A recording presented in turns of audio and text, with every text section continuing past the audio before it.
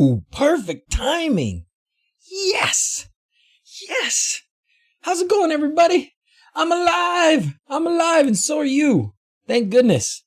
Oh my gosh. Nicholas somehow beat me. I thought I was going to be the first one to comment on the video today, but I was beaten. I was beaten by a couple guys. Nicholas, Nicolau, and Rich.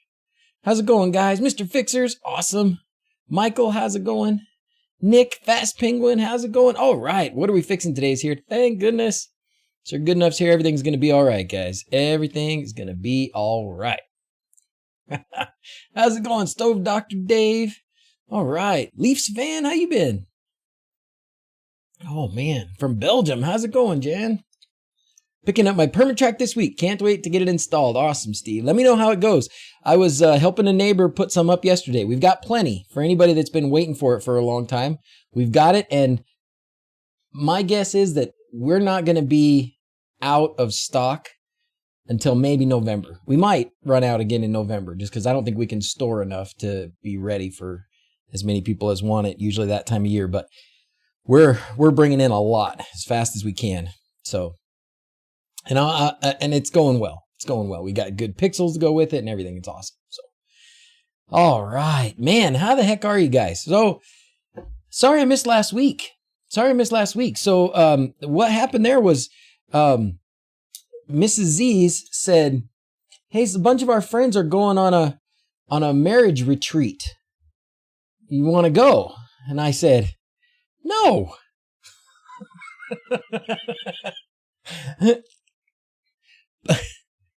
I said, a retreat is what you do when you're losing. We're winning. We don't need to retreat. So then she said, do you want to go on a marriage attack?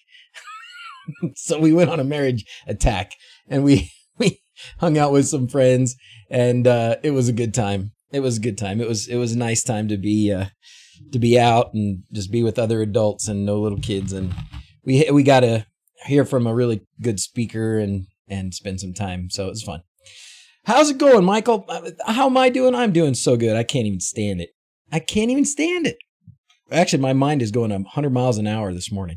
And I got to tell you, oh, yes, Sir Goodenought, thank you for reminding me. Everybody go to Discord and type /here to get your attendance points. Get your attendance points cruising. Get that going. We got to have one of those things that pops up, Sir Goodenought, like the Amazon, the Twitch subscription stuff and all that. One of those to remind people too. And I need to put it on the intro. I do need to put that on the intro. I thought about that the other day. But there's a long list of things that I have to do. But that's okay. So yeah, so we went on a marriage attack last week, a marriage advance. And we were driving home on Sunday. And not only were we driving home, I even thought, well, maybe I'll stream on the way home, but I ended up riding with a friend. Janice rode with somebody else, some of the wives, because she's staying a little bit later. I had to get home and get to work. But then the car we were driving in, me and my buddy, it was their minivan. And there was some noise going around the front. And, it was okay for a while, but the wind would come and it would move around. The steering would get a little wonky, and we stopped at like a little service station, in the middle of nowhere, Utah, and had somebody come out and look at it. We got under there and looked at it, and the I don't even know what you would call it. So it's front wheel drive, right? So I guess is it the transaxle or something? I don't know. It's the axle, right? It's the drive axle that comes out of it's not a transmission because it's front, but whatever. It's the thing that pushes the wheels was like coming apart, and we limped it home. And we got within half a mile of our house, and then it just died. And we could do, like, it wouldn't move anymore. Rev the engine, it's in gear, it's going nowhere. So we barely made it home that day. So anyways, just noticed the stream has gone live. Hope I haven't missed much. Oh, Tony, you just arrived just in time. CV joint. Sounds good. Can't say I know, but the bug. Father Time, how's it going, man? The bug, I don't remember if I mentioned it before or not, but the bug, I finally did take it for a test drive. And it's unfortunately no faster than it was before. So I got a new battery pack, tried out, some Leaf battery cells to see if maybe that would, improve things. Did not. And I'm very sad about that. Going down here to see if I've gotten the video of it. There's probably some. Here it is, yeah. So unfortunately. Oh, this is Zach coming with me. We'll go for a ride?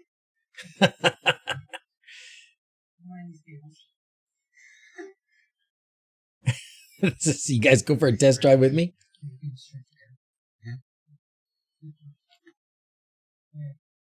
Come on in. Let's do it. Oh boy. Okay. So this is the actual test now. In third gear, we're going to engage the motor. We're going to pump the gas and see what we do. It doesn't feel like it's very fast. Not fast enough. This is third. So that's the sign of disappointment. That is the face of disappointment right there. See that? Nope, no faster. Phooey, huh? Yep. Dang, it's right. Let's see if we can put it in fourth gear. Anyway, so there you go. So, hey, the face of the internet that talks. How's it going, John? So anyways, what that means for the bug is it's way back burner now for a while, because in order to make it work, I think I need to get the different motor controller set up. So I'll probably just go with that EV West kit, and that means mucho dinero and some time that I don't have. So that backdrop is to die for. Thank you very much. That's our it's where we live. That's where we live. It is a beautiful place. It's raining today. Bought an Ender 3 V2 for my birthday. Now to join the world of 3D printing. Welcome aboard, Tony. You're going to love it. Have I wired this thing up to Home Assistant yet? The bug? Not yet. Smaller wheels, rotation. That'd make it faster. I think it has to be bigger wheels, right, Nick? Anyway, so that's where that is. Thanks for checking in, Father Time. Good to see you. Watching your stream on Twitch. Oh, thank you very much, Jim. Thank you very much for watching on Twitch. If you got Amazon Prime, fire it up. Give us the Amazon Prime subscription. We love it. Appreciate it. All right, so a couple things we can talk about today. Like I said, I got a million things going in my mind right now. The LED cube. Do you remember this? Do you guys remember my the LED cube? Slash here. I think you got to do it. Oh, yeah, you did do it in Discord. Good job. Good job, Derek. Yes, that's exactly what you do. Okay, so let's go to AliExpress and I will show you this cube that I had. What is up with this? Don't pee your pants. All right. Cube. Need like a sensor on, not a sensor, a filter for AliExpress. There's some just nasty stuff pops up for no freaking reason. All right. Okay. So this is the cube that I bought. All right. And I bought it because it was PCB based.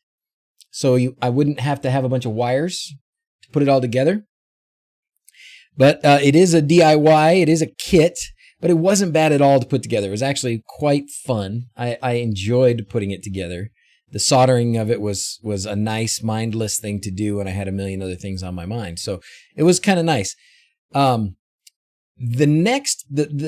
problem that I ran into first, once I got it all together, was I I could not get the software to run, right? But I figured out how to get the software running, and it turns out what you have to do, you guys, now hold on to your hats here, because you're not going to believe this. But what you have to do to get the software running is read the instructions. I know, right? I know. Who would have thought? So the instructions here are a little bit. Oh, this isn't even the install instructions. There's other install instructions, but basically, you do have to just follow the instructions. Now, unfortunately, the instructions are like difficult to decipher, right? Because read instructions. I'm out. I know. That's what I'm here for, John. So you don't have to do it. But we should go through the instructions just for a second, just because they were so not intuitive, right? As you can imagine. I mean, bless them, bless those wonderful folks in China who do so much to get us things that we otherwise would not be able to have. But yeah, when it came to the manual on this, as far as the software goes, it was rough. It was rough. But we did get it eventually. All right. Why will it not? That's weird.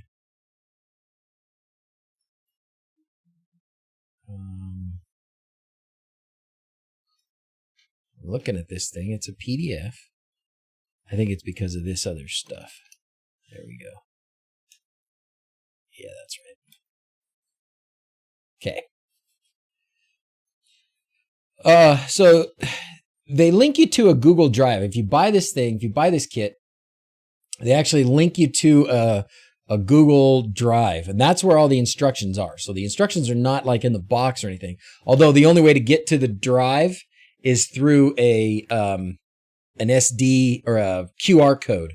So you got to do the QR code, gets you to the drive, and then you can get the instructions. In the instructions, you get these different files, and you got to do just like it says here. You got to download them. You got to put them in the right folders, and then and only then can you actually install it. And even then, you're probably going to run into some errors. Hold on a second. So you ever make one of those decisions and then go, oh, that was a bad idea? So right before the stream, I grabbed some hot wings, some leftover hot wings. I think I need to take a break. That sounds horrible, but right now, my stomach is doing some funny things. Let me see if I can get a guest host. Dawson, come here. I'm going to get Dawson to host for a minute. Dawson, can you host for a minute? I got to go take care of some wing business. I know. But you tell them about what you've been doing. You can tell them about Fortnite or anything. No. Sorry, guys. I'll be back in a minute. Just be fun. What could go wrong? Have fun. Huh.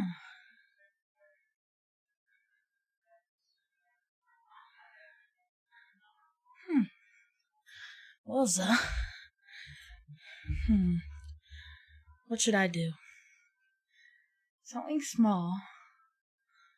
Don't mess him up. Hi.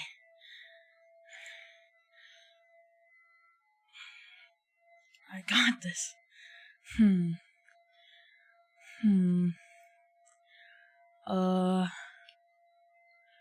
Hit some buttons. Okay. Deal. That's a cool button. Lightning. Whoop! I'm innocent. Tell us a story about a game. Do you automate anything, Dawson?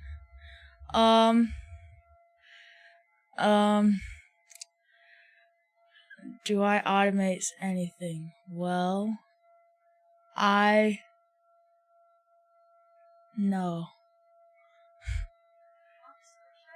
Sure. Tell us a story about a game. A game. Fork knife. that Fortnite game you play? No. Oh.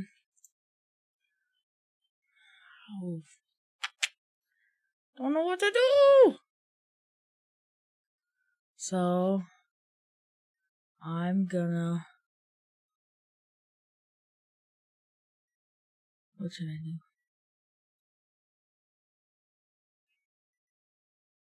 No.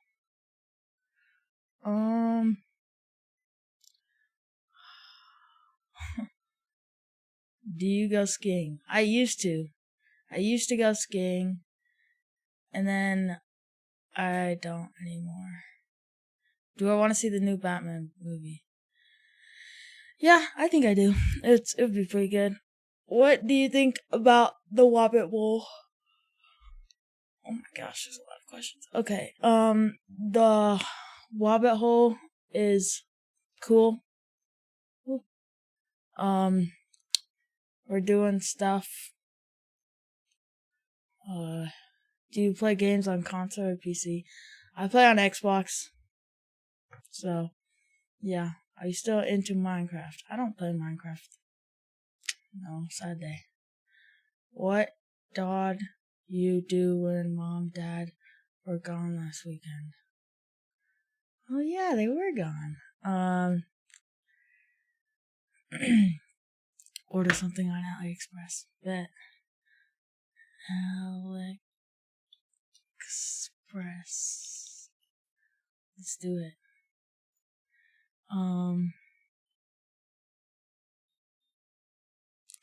Well, let's not. Yeah.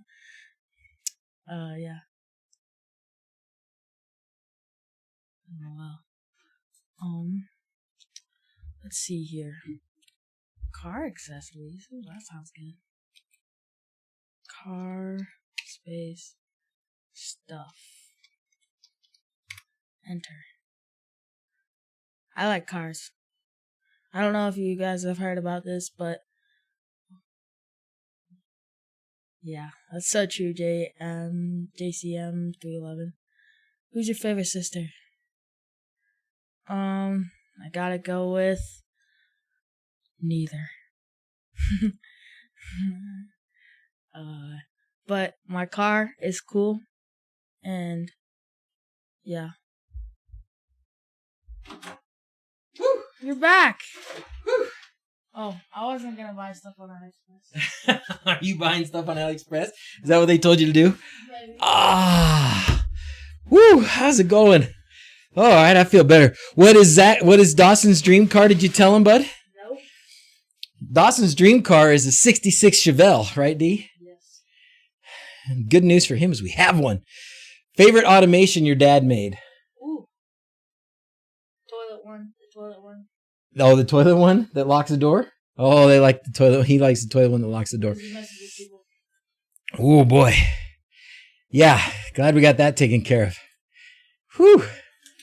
Oh, man. Okay. I'm winded now because I ran down and ran up the stairs. Delete the chat quick. Oh, man. You're in trouble. Okay. I won't go back and read the chat. Car stuff for sure. You know where Dawson would want to go would be Summit Racing. In fact, this might be the kit. Yeah, this is the top end kit. I don't know what we're gonna do exactly, but we have this Chevelle, 66 Chevelle, and we are rebuilding slowly, but we're rebuilding. You know, it's not time to read upon opening YouTube. I don't know what that means. 1E1. You know, it's not funny title for Ukraine to read upon opening YouTube. Oh, me? Because I said I'm alive and you are too. That's has no reference to anybody who's in an actual life and death situation. It's actually just funny. So yeah, I 1E1. I certainly am sensitive to people who actually are in a life and death situation, but it's still okay when somebody's just gone for a while for them to come back and say, hi, I'm still alive. Like, I'm not going to let you say that that's insensitive on my part. So I'm not a troll. Yeah, basically. You can go watch somebody else if you want. That's fine with me. All right. Oh man, where's my salty button? That made me feel salty. I just to address that for a second, because I think there's just way too much sensitivity. Like, holy crap. Like, I can't say I'm alive. I'm still alive. I can't say that. Good grief, man. Okay. So what's the cam for? This is for a 350. So we got a 350.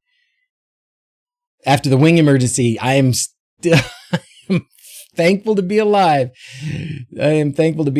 Anyway, so Dawson's got a little 350 that we're going to use. Stove Doc, thank you for subscribing, my friend, as always. And eventually this will be a project we'll work on.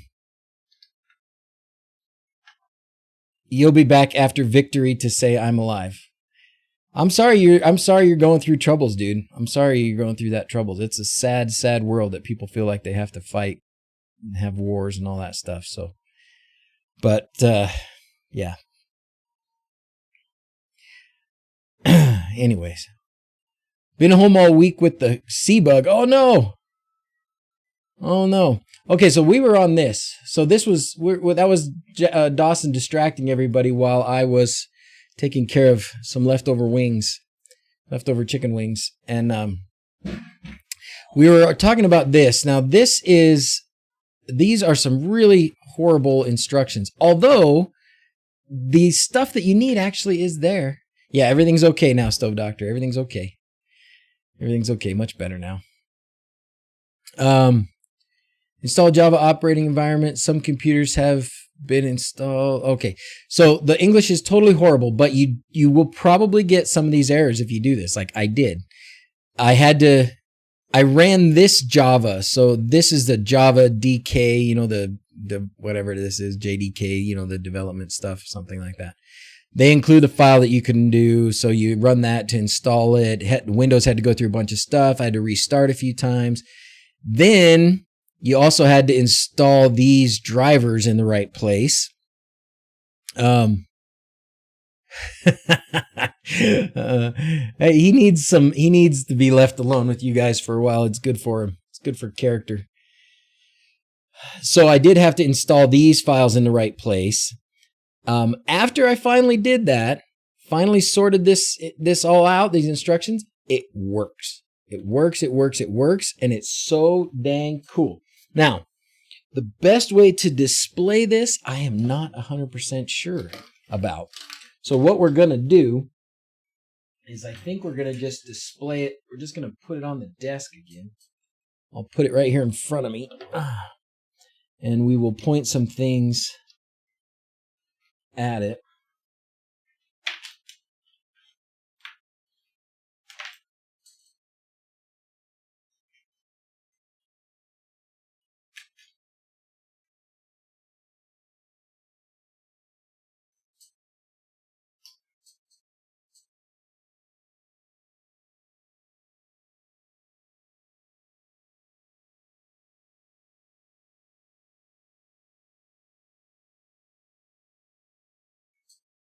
All right, I'm going to hook up the power supply here. Here we go.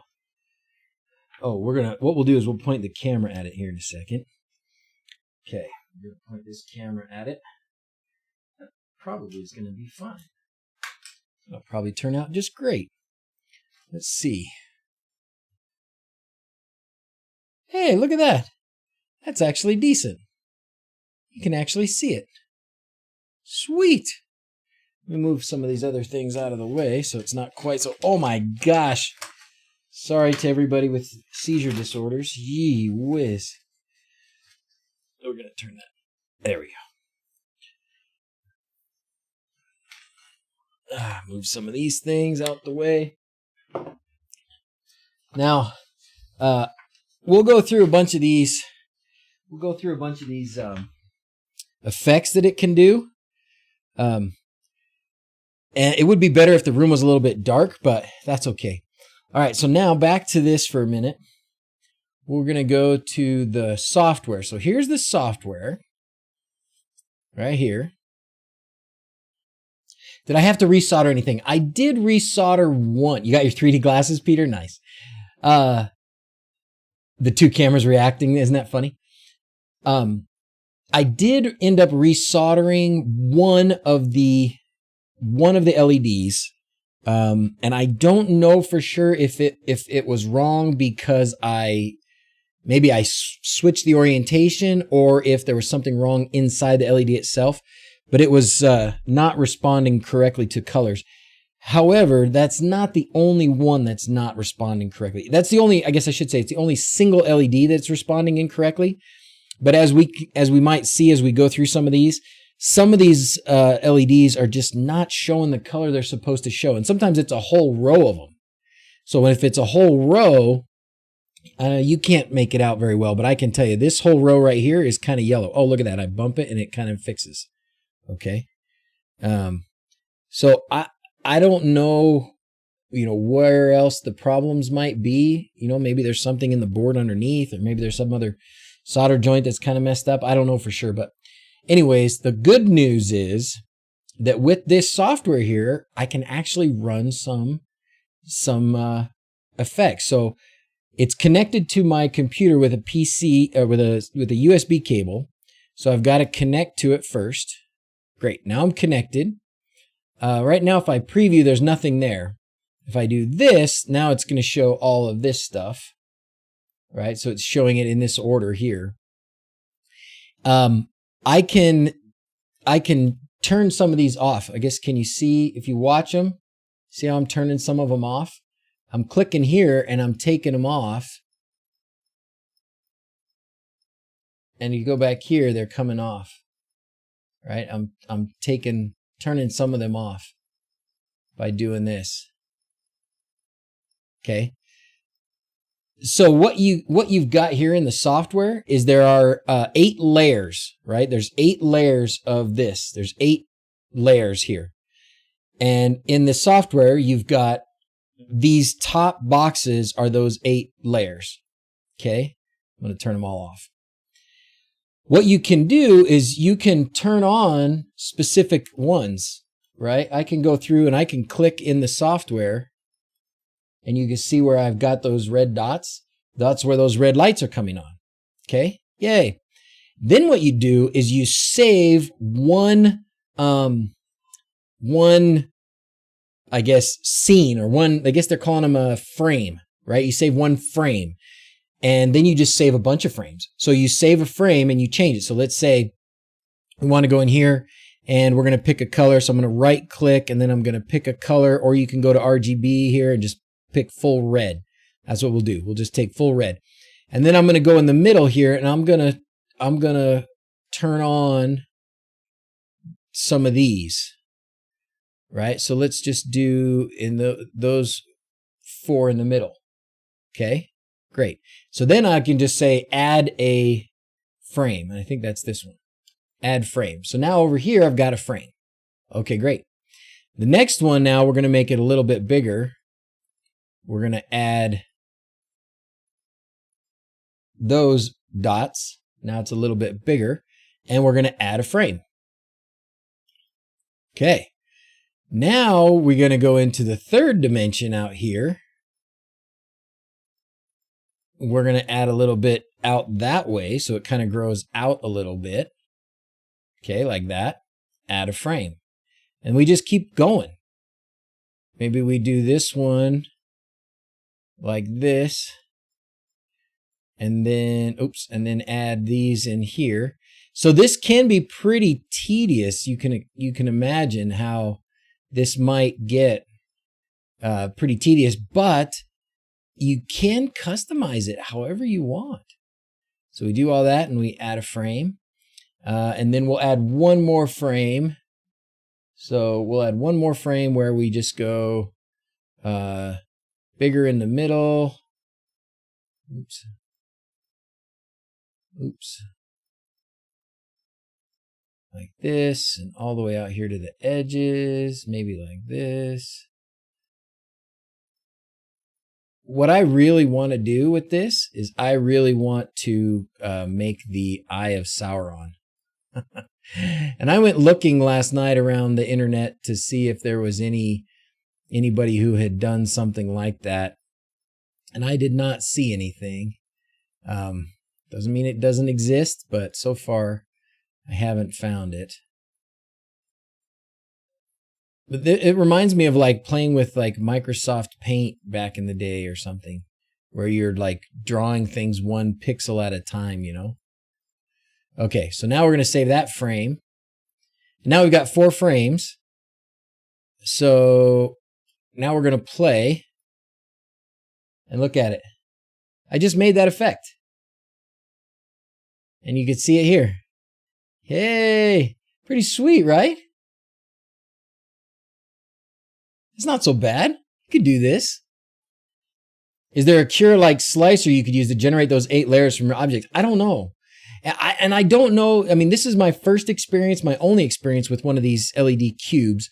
So I don't know exactly what is available and what options there are for things like this software. So I don't know. I'd have to look and see, and we could maybe do a little bit of investigating and see like what's the processor in this thing, right? Like is there a common firmware that these often use, and which one does this have, and can I modify, do different things to kind of modify that? I think I'm going to probably just stick with what this can do for right now and see if I can make something like this, where I'm doing something like this, but I want to make it so it does a bit of kind of Eye of Sauron looking thing, right? So now they do have a whole bunch of examples, and there's some pretty cool ones.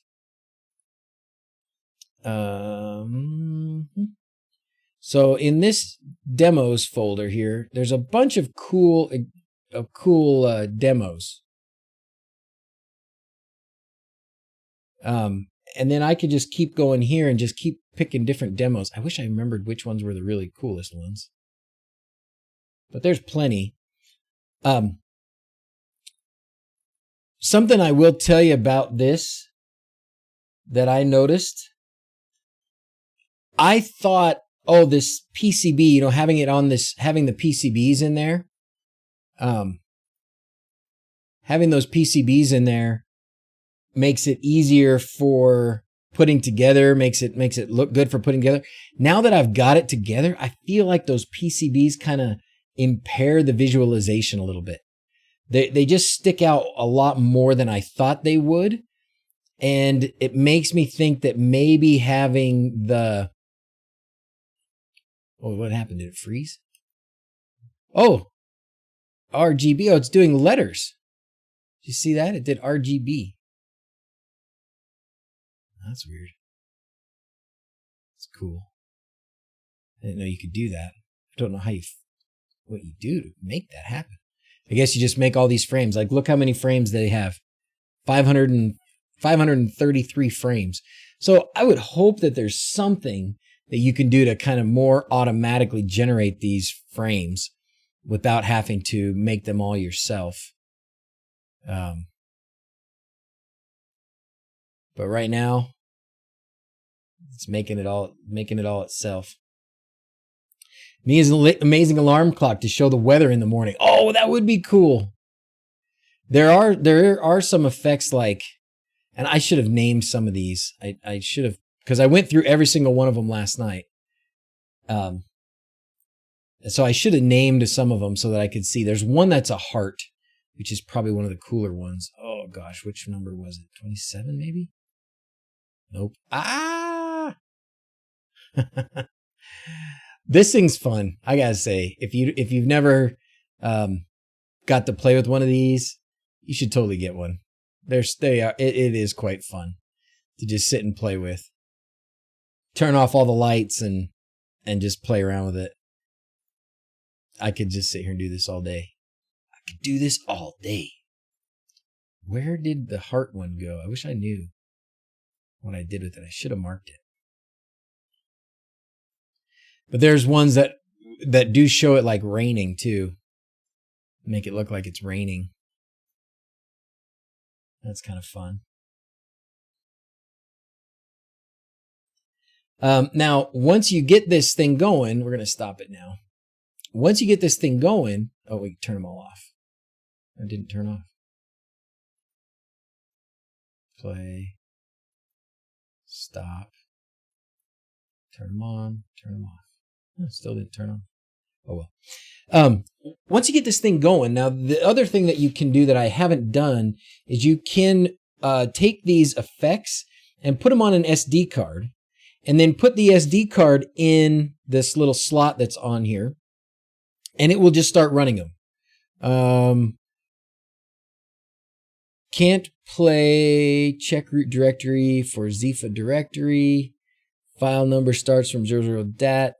Normal working run indicator display status.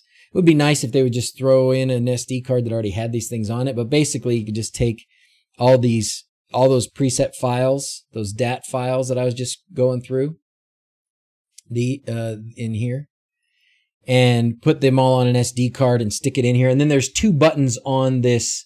There's two buttons on here. One of them is to run output from the PC. And the other one is to run output from the SD card. So you just switch back and forth between which one you want. So, but I don't know for sure. You want the link? Sure. I don't know for sure how to get it to do something automatically. Like somebody said an alarm clock, right? Wouldn't it be an amazing alarm clock to show the weather or something? That would be really cool. That would actually be super cool. We'd have to do something. So if you're going to do something like Home Assistant to tell it, to get your weather input and then make this thing do a specific output, which would be so amazing. Home Assistant would have to be able to run something from your computer. This particular one, there's probably others that I would look through here and see the kinds of control options that you have. Because if you're going to want to do something like that where you're sending a signal to it to as a response, if it's something like maybe if it was an RF, maybe if with an RF remote you could tell it to do a specific one of its effects, that would solve it with Home Assistant. I don't know if Home Assistant can run like a PC macro, right? Like I don't know that we could tell Home Assistant to go to this software, to open up a certain file, and play it. I don't think we could do that. At least not that I know about. But maybe you guys know a way. You guys know a way? I really should have labeled these. Trying to find either the heart or the one with the rain, because there's one that's rain. Oh, there's the heart. There's the heart. Kind of cool. It's a spinning heart. Pretty neat, right? REST integration, maybe. Ghost software. So sounds like there's some options. Those are things I don't know about. I don't know too much about, but there's some options there. So, but it's kind of fun. I got to say, it's kind of fun. It's like the next level, right? You got your LED matrix or your pixels around your desk or whatever. And then you got something like this. I'm trying to turn these all off.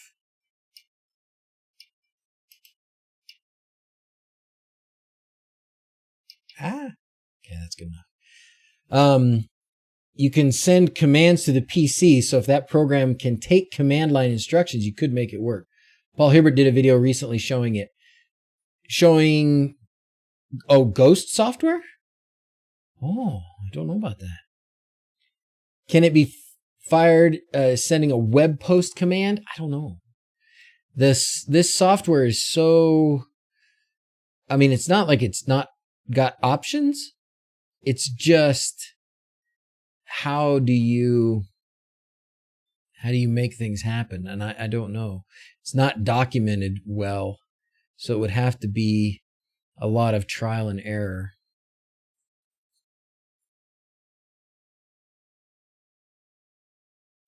Ghost software, huh? I don't know anything about it. I'll have to watch Paul's video.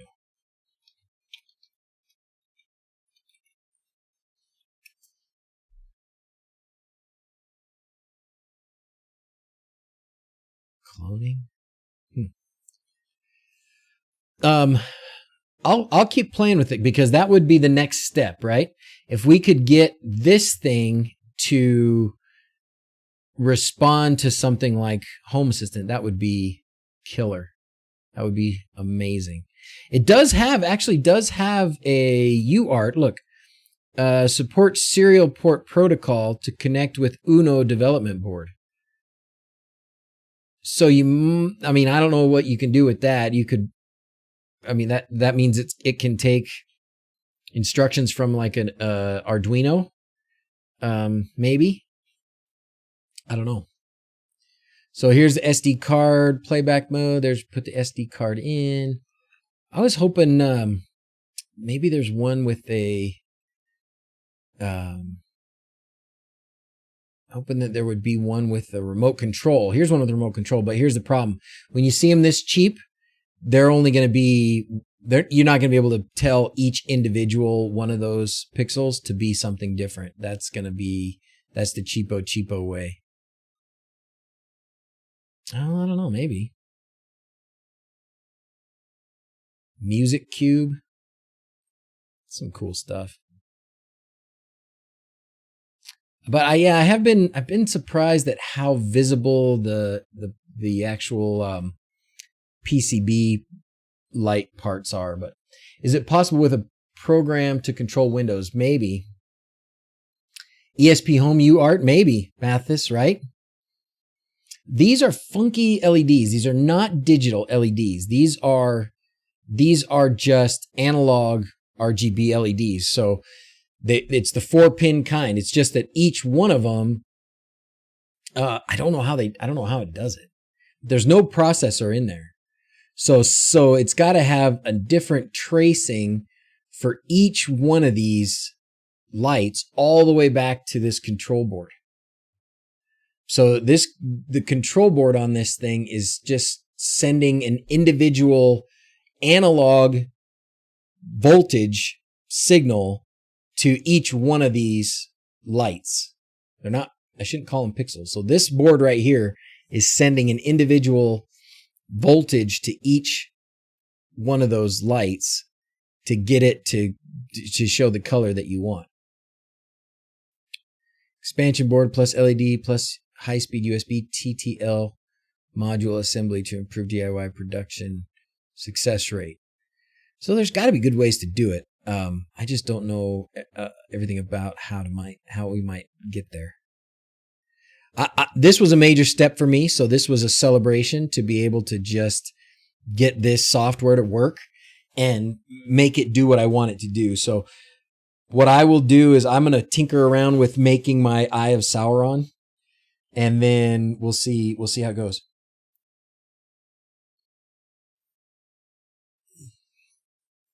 It is possible.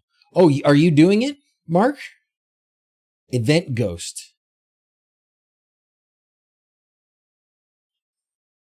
There's an MCU on that board.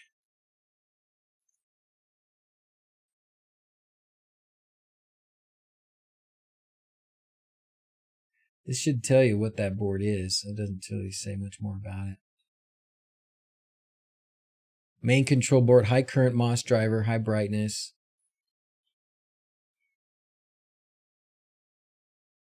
Yeah, so we're getting into things here I don't understand. So if you guys know what this Event Ghost is, a pain to set up, but yeah. So with Event Ghost, you could do it. I don't know if I would do that, but anyways, there's possibilities. We're going to get to the next step very soon. Using it to detect when the PC is shutting down. Interesting. Interesting. Well, very happy with where we're at with this so far, and going to keep playing with it. So very, very happy. But for now, I'm going to unplug it. I'm going to move it off my desk because I want to do something else. You guys ready for step 2? Ooh, there it is. It's pretty big.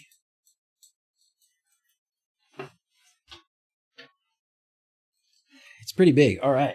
I'm going to take a sip of the doctor.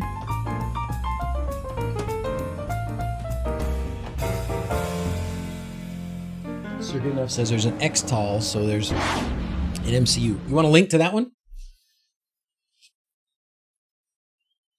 Or are you talking about, Mathis, are you asking somebody else for a link to something else? I might try some more of these. I'll probably stick with this one for now until I can sort it out, but certainly lots of cool stuff you can do with different modules. I was looking at one that was a cube, or not a cube, a ball.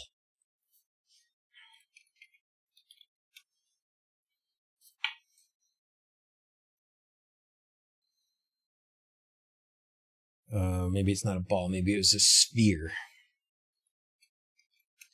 Oops.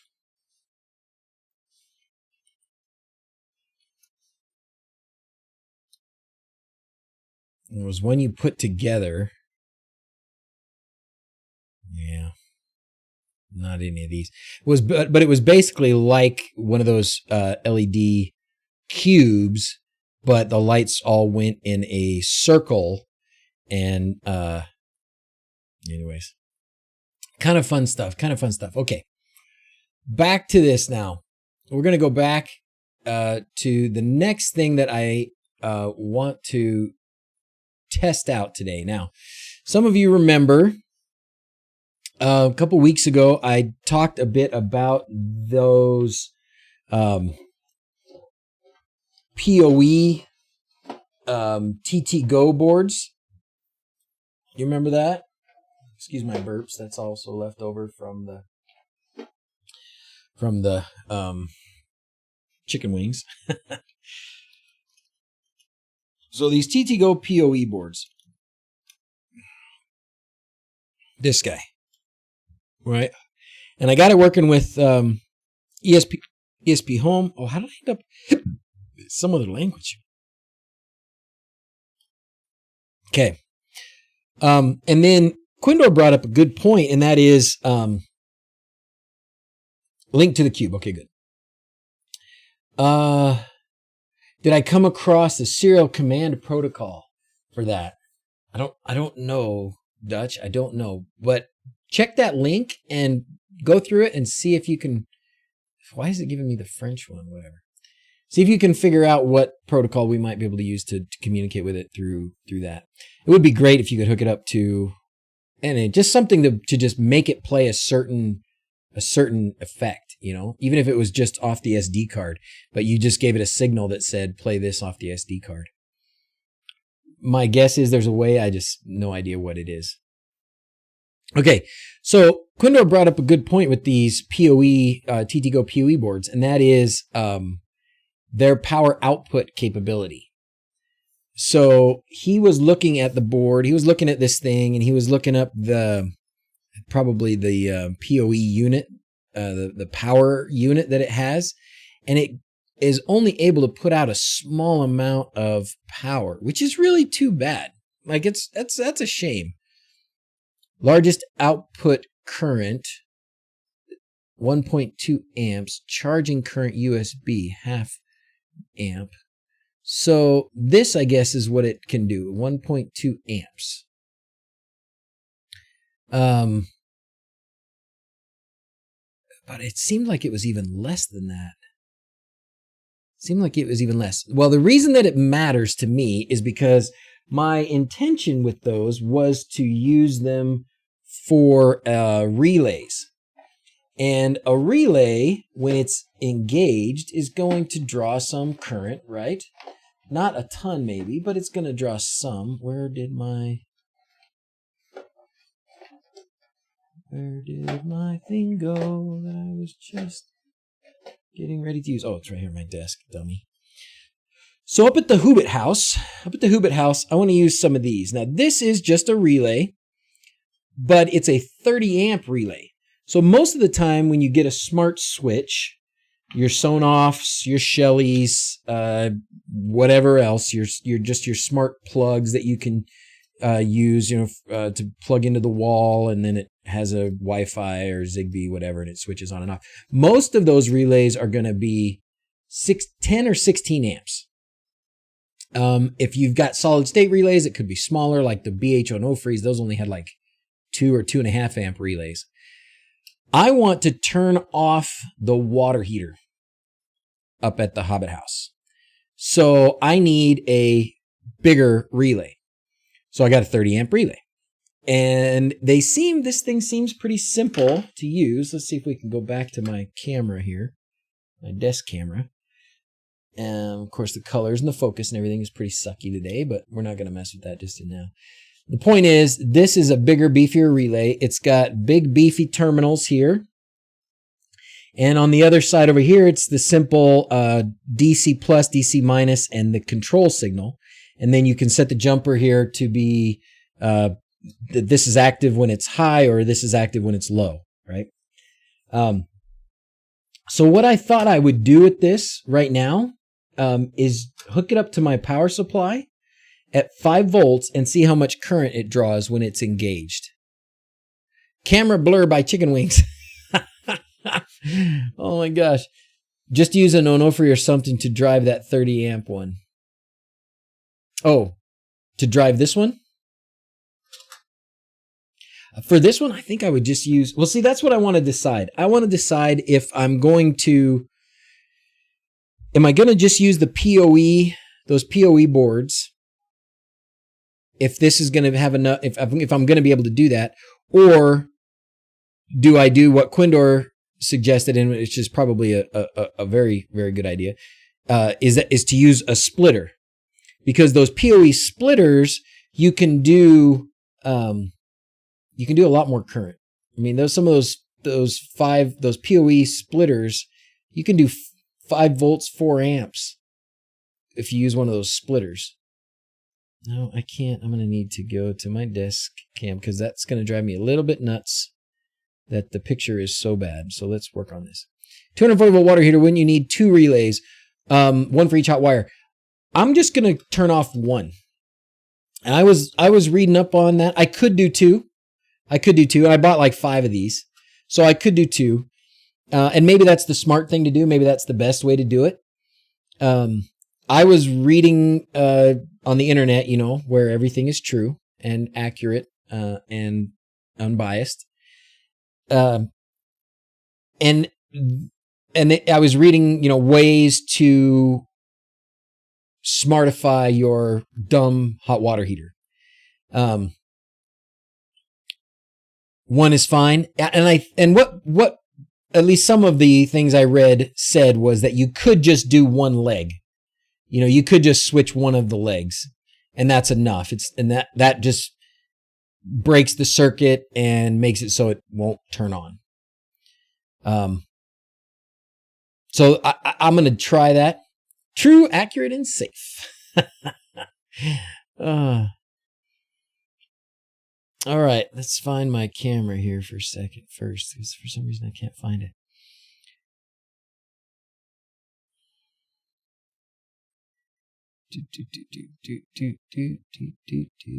Forgive me for taking so long. Desk cam, there it is.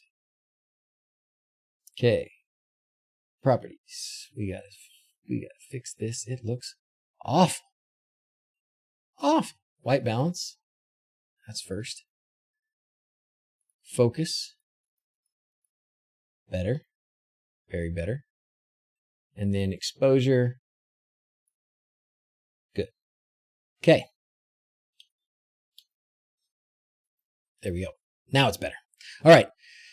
Best to use a contactor and break both poles.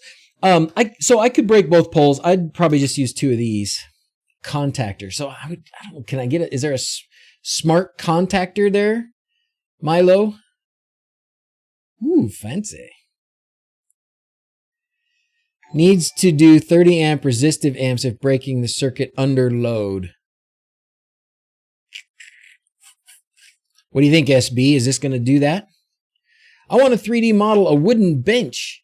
Any suggestions on software that would be a good choice to play around with and learn? Which one is it, guys? So Fusion 360 seems to be sort of the most popular. I still use Onshape. The other one is not Tinkercad, right, guys? What's the other one? There's another one. There's another online-based one. I like the online-based ones myself because I bounce back and forth between this computer and laptop and stuff. Tinkercad, as I recall, Tinkercad was a little bit basic. I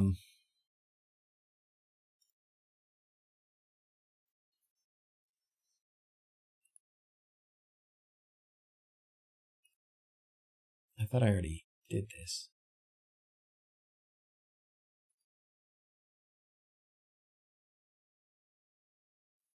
Yeah, I did. Look how skinny that guy was. So these were some of the things that I had been playing around with. So Tinkercad, Fusion 360, Onshape. Basic is good for my 3D skills. Haven't failed me yet. Yeah. So Tinkercad, Jeff, especially if you're just learning Tinkercad. The way that I remember conceptualize, so Tinkercad you do based on like shapes. So you take a box and then you cut pieces out of it, or you hollow out something from it. The other kinds of software like Fusion 360 and Onshape, you take a 2D drawing and you extrude it. And then you take another 2D drawing and you subtract it from that box. So Tinkercad is more like taking clay and kind of using it, where Fusion 360 or Onshape, it's more of a 2D sketch that you make 3D. So whichever way you prefer. I think if you're it's good to start with Tinkercad. Those are the others. I'm curious, does anybody else think of anything else? Didn't hear of Onshape. Onshape, I've been using Onshape for a long time. It's free as long as you don't mind having your stuff go public. Looking for those model rail turnouts with Arduino. And you have me down a whole rabbit hole with Home Assistant. Oh, man. Oh, Richard, I'm sorry, my friend. I am sorry. Just use your small relay to break the coil of the bigger relay, which is essentially a DP-DT relay. So is there a relay in the water heater? Here's an example. Okay.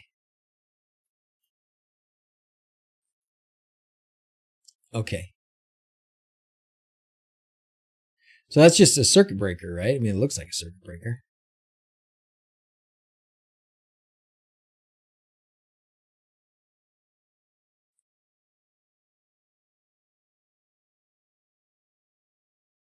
$63 amp 2-pole universal circuit control DIN rail.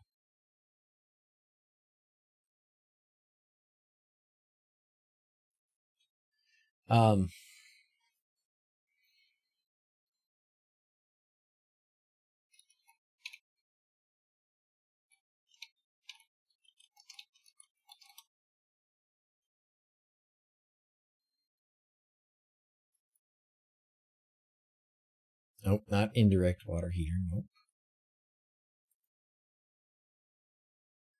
So here, this is what I've got planned, guys. This is what I've got planned right here. Here's my water heater load. Here's my 2-pole circuit breaker. 120 this one, 120 this one. If I go here and just break this, I'm done. That's how I see it. Objections? That's the way I see it. I'm a simple man.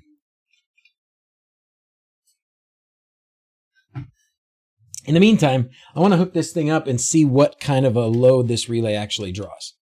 Okay, so we're going to do that. 2-pole relay. Drive it from a smaller relay. That's the best way, but what you have also works, just more scary. More scary because the current is going to be going through this this relay all the time when it's live. Is that what makes it scary? What makes it scary? Motion is passed. Objections? Second? I didn't hear anybody second it, Richard. Are you seconding it? It has a traditional breaker panel, so no, it doesn't use the DIN rails, right? DIN rails.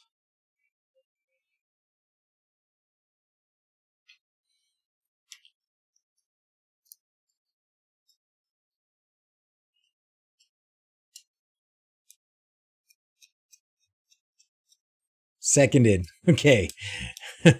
All in favor? Any opposed? Oh, I hate meetings like that. Okay. All right. So what we're gonna do, we're gonna wire this thing up.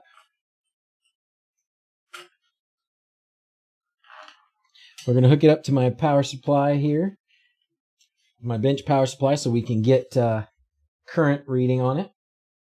It's just the easiest way to do it for me. 5 volts. Make sure we're not doing that wrong. Got to get some glasses because I cannot see anything. As long as it doesn't have a neutral.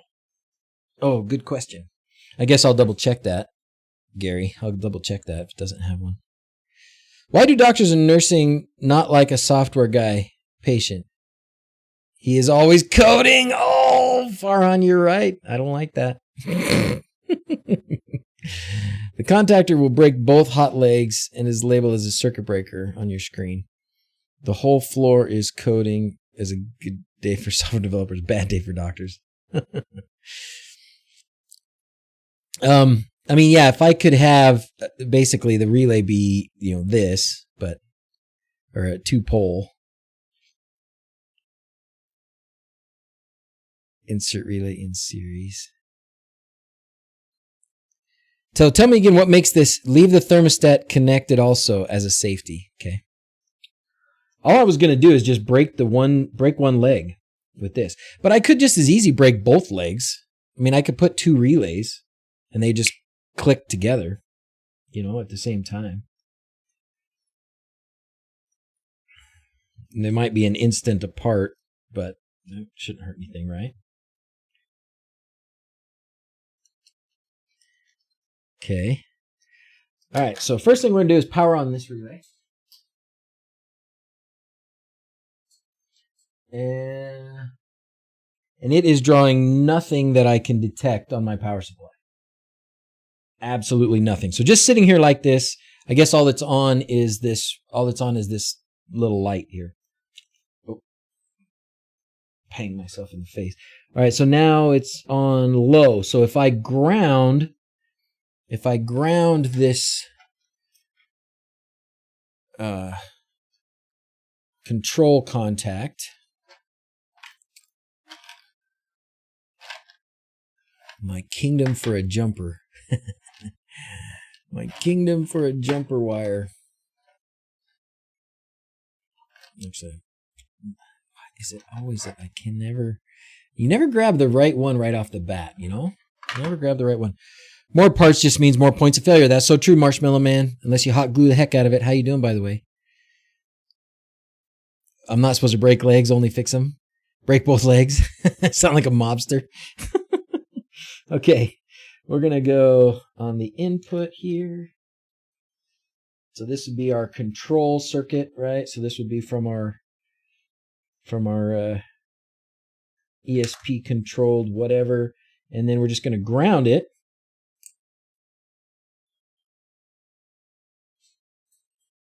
.1 amps. So 110 milliamps.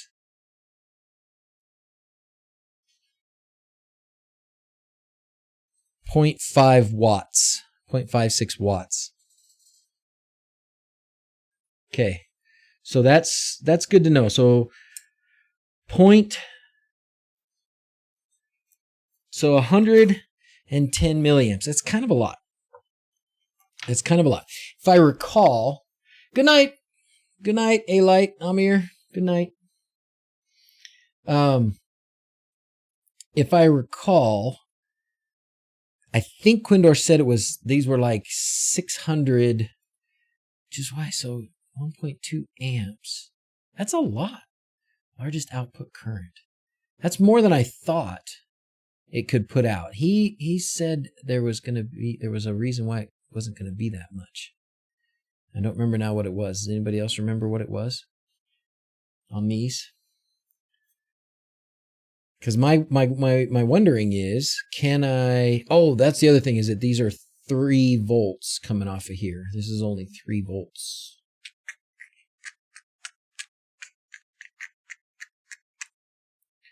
Those are only 3 volts. 3 volts, 3 volts, 3 volts, 3 volts. Let's turn this down to 3 volts and see if it works.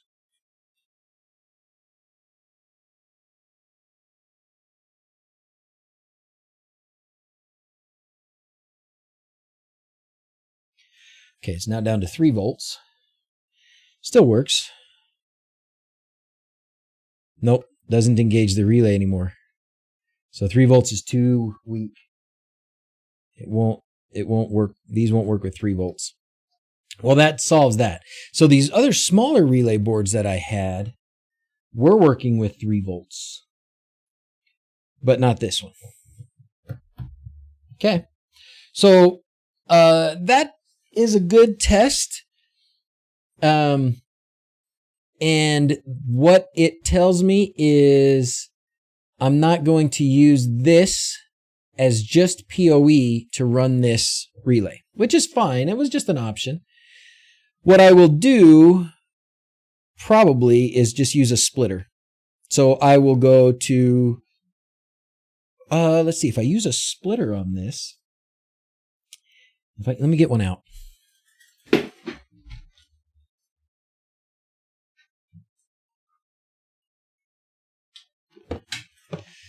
If I use a splitter on this, does it still... I would have to power it, right? Let's see. I don't remember which one of these I was using. Was it this one? I don't remember which one of these I already programmed. Step up converter to make 5 volts to 3. I think what we'll do is just use... We use one of these. We use one of these PoE splitters. Wait, this one's a 12 volts. So, oh no, this one's 5 volts. Yeah. So this one's 5 volts, 4 amps. So then what I would need to do is have this thing power this thing through here. Right? And that is USB-C. So I would have to cut a USB-C cable. This is all getting so complicated. Or do I just instead use one of these? Because then I could just go from here. I could just go to the 5 volt pin. I could go to this USB-C also. So I need output from this to USB-C, which I thought I had some of those. Let me see. I think I do.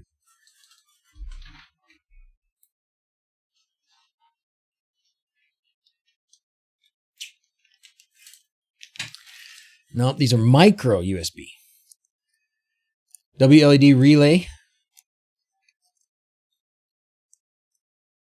Power of the ESP compels you. One of these, when I win the lottery, I want something like this. Oh, what's this now, Merlin? I need coffee. Good morning, Barry. Good morning. I don't have coffee for you, but we got Dr. Pepper. I'm happy to share. Cheers.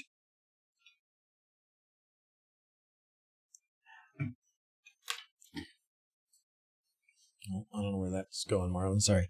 Okay. So I've got these also. This one, 5 volts, 2 amps. And it has a micro USB on it. But if I had one that had USB-C, it could just go right into there. I could also just use a regular old ESP30 or ESP8266 or something that has this on it. Then see, but I really do want I want one that's going to be able to do.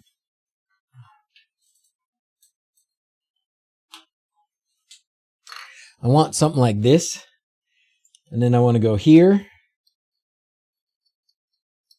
and here, So I guess what I'm going to need to do is get splitter that has USB-C on it. I need to look in my AliExpress morning, evening. Oh, you drinking coffee and then going to bed? Actually, the power of PoE compels you. Yes, it does. They have USB-C ones. I'm sure they do, and I honestly probably own some. That's the sad part, is I don't even know what I have anymore. Let's see. Man, I'm still tasting those wings. Oh, Nelly. Let's see. I bought some of these. Oops. Here, let's let you guys watch. No, that doesn't have. I thought those had USB-C. They don't. What else did I buy? These everything I bought?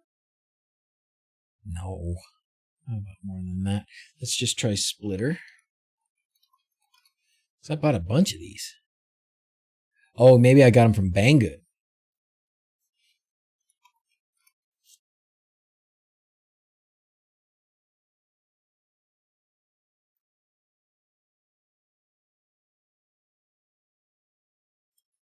I was dreaming about electric cars last night. I wonder why. USB-C to, yeah, I could do that too. I really thought I bought them from AliExpress.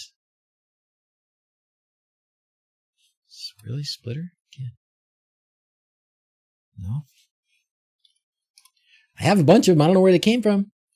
Any update on when Did-Unos or Quads will be back in stock in the store? Uh-oh, Sean, did you miss them? Because we had some. We had some.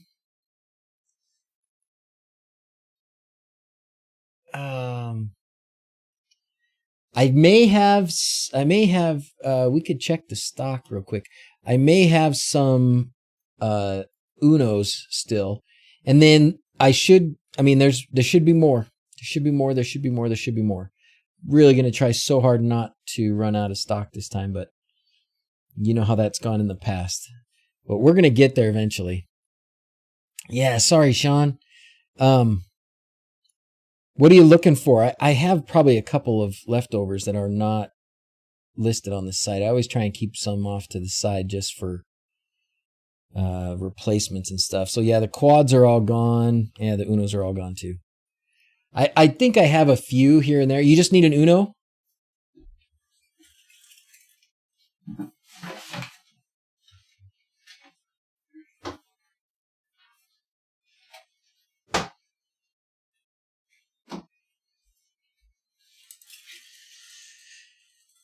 Hit me up in Discord, Sean. Hit me up in Discord and we'll see if we got what you need. I could probably find you something.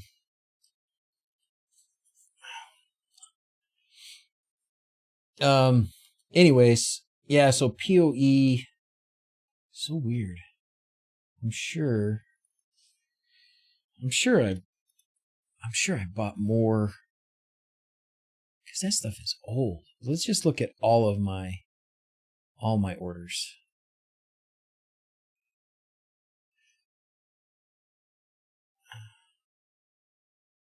See more commands.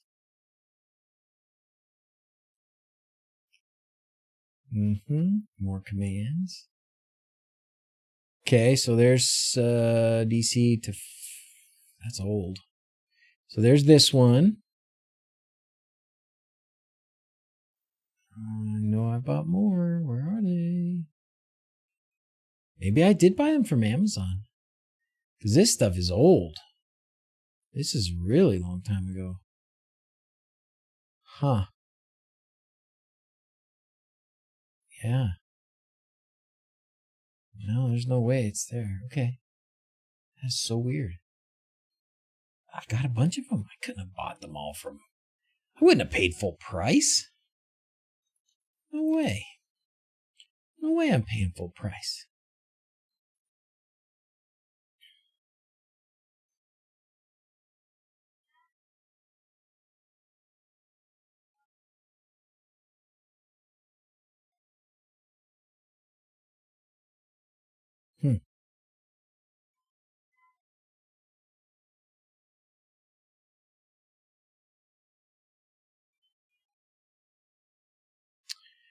No.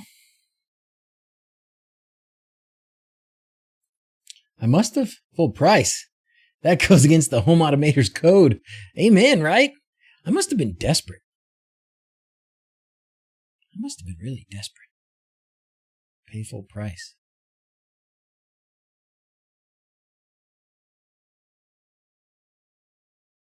Huh. All right. Well, anyways, you're right. So what I need is a PoE splitter. PoE splitter with USB-C. And I probably have something. I'm pretty sure I've got something around here that has, something like this on one end and USB-C on the other end. But regardless, that's what I'm going to have to do to make this run correctly. Okay.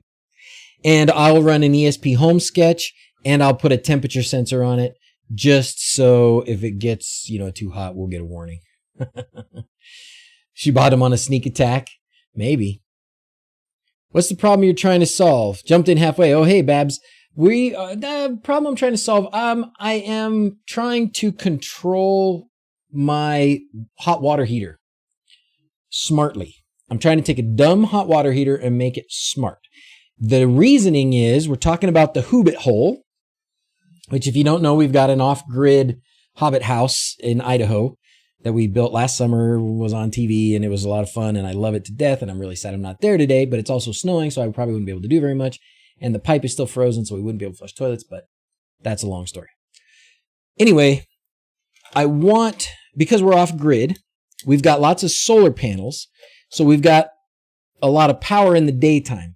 We have batteries, we're going to have more batteries, but it's still good to try and limit how much power we use at night, because most of our power generation happens during the day, and we'll have a surplus of power during the day. So my thinking is we set the water heater so that it only runs during the daytime. And that should be reasonable, right? I mean, it's a however many gallon, 50 gallon water heater or something like that. So if it heats up, we shouldn't need to, what I don't want is for it to it starts to get a little cool and it kicks on in the middle of the night and it drains the battery real fast, right? It doesn't need to kick on in the middle of the night. It can kick on in the daytime when the sun comes up. So my thinking is we got this 30 amp relay here, right? So I got this 30 amp relay, bigger than most relays that we use for our smart thingies, which are usually only 10 or 16 amps. And we just break one of the legs of the power to the hot water heater and pop it in. Piece of cake, right? And then the other thing we've been talking about is for internet, for all these smart devices, it has become my preference by far to have as many wired devices as I can. So rather than have a Wi-Fi smart device, I would rather have it be a wired Ethernet kind of device. And I have a bunch of these, which are power over Ethernet, and I have a power over Ethernet switch up there. But what we were trying to determine is, could I run this thing off of this thing? And what we determined was no, because this only outputs 3 volts. This needs 5 volts. I tried running it on 3, and it would not engage the relay with 3 volts. And then we were also looking at the power output capabilities of this and saying, okay, so we put PoE in here. How much output power do we actually have out here? And it's not that much. It's like 12 watts or something. It's not very much.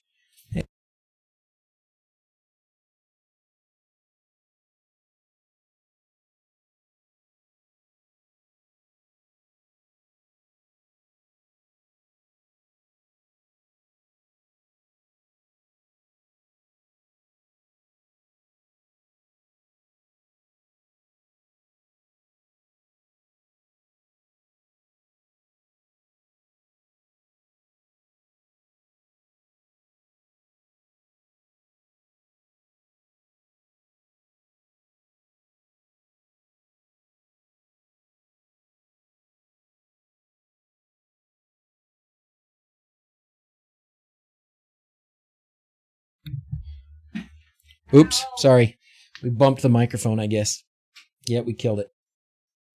Anyways, yes, Sir Goodenough, that's a great point. So what we'll do is we'll have a sensor for how much solar power we're producing, because we've got that. I'm going to get another one of those, whatever. I can do current detecting, right? And so we'll detect how much current is coming in from the solar. And we'll use that to say, okay, when there's a certain amount of solar, then it can be on. If it's under that amount of production, page didn't work? Really? Son of a gun. I wonder why. It didn't give you an error or anything, huh? Use a Signoff Pyle R3 for your water heater?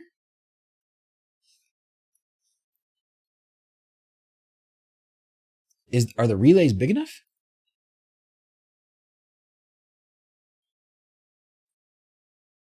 $25 amp max?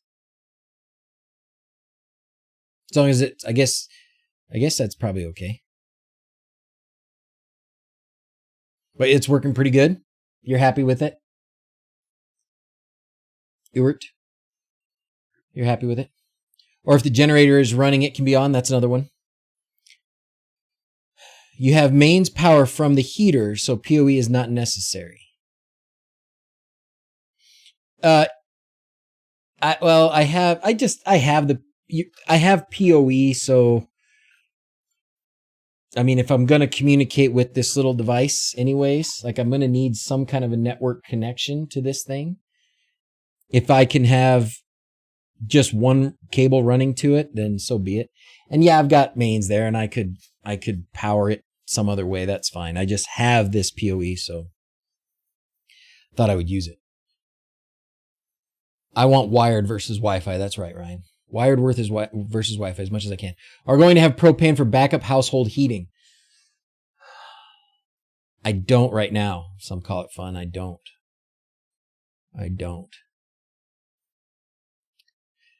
Not network stuff is just more fun. More network stuff is just more fun. You can use the UTP board for the ESP and 5-volt adapter for the relay and ESP board. Yeah, so I think what we'll do, well, that's what I don't know where you came in there, Babs, but we're going to use one of these. I'll just use one of these splitters, and I will bring in my PoE. PoE goes in this side, and then I'll just run the Ethernet out to here, and then from here the power out to here. And, to the relay or whatever, so this, because these put out plenty of power. This is not PoE, but even this being PoE, it doesn't put out that much power. It's only a few watts. It's not enough. Will a PoE splitter power the board and then pull 5 volts off for the relay? Yes. Yes, SB. That's the idea, is this splitter will send 5 volts out. It won't still have power out here. So this device here would no longer, my thing's upside down. This device here would no longer be getting the power from here. It would just be getting the internet communication from here. And then the power would be going into the USB-C port over here. Okay. Am I the only one who goes down the network right and watches all the blinking? Oh, network rack and watches all the blinking. Just mystifying, isn't it? You can PoE the ESP, but the relay board itself has a hot leg to power itself with a power supply. And you could like with this guy, we could power it here, and we could probably get the output from here to go over to this and power it. I don't know for sure what the power output on this guy is, but it would be 5 volts at least. I know that we could do 5 volts out. This one's only 3 volts out, so that's where we ran into troubles here. I think we would have enough. This one would output enough power to control this. It's just this is only going out at 3 volts, not at 5. This one would go out at 5, so it could do that. But it doesn't matter. If I split it, I could split it and run 5 here and 5 there. You know, either way. Audio clipping might need to turn down a smidge. Oh, am I too loud? Put the blinking lights behind a translucent plexi panel. Makes the lights even more glowy. Okay, so that was my second thing to test out. And I think I know what to do there. At least I know what I need. And I know I've got some of these 5-volt PoE splitters up there. So I'm just going to come up with the exact way to do it. And then give me again one more warning there, fellas. What is the major downside? Just so I know what I'm getting into. What is the major downside of doing it this way? Of just having this little smart relay, right? This little guy here, 30 amp relay, in one leg of the load to the water heater. What's the downside? What's the problem there? Tell me why it won't work or why it's dangerous so that I can know if that's something I'm willing to do.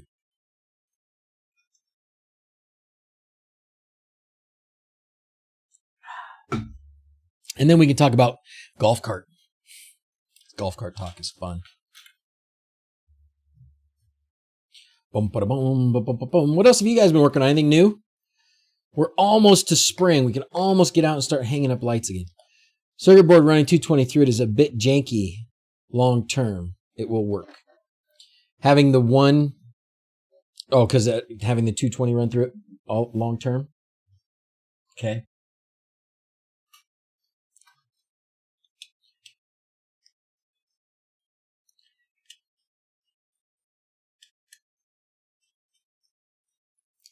Hey, how's it going?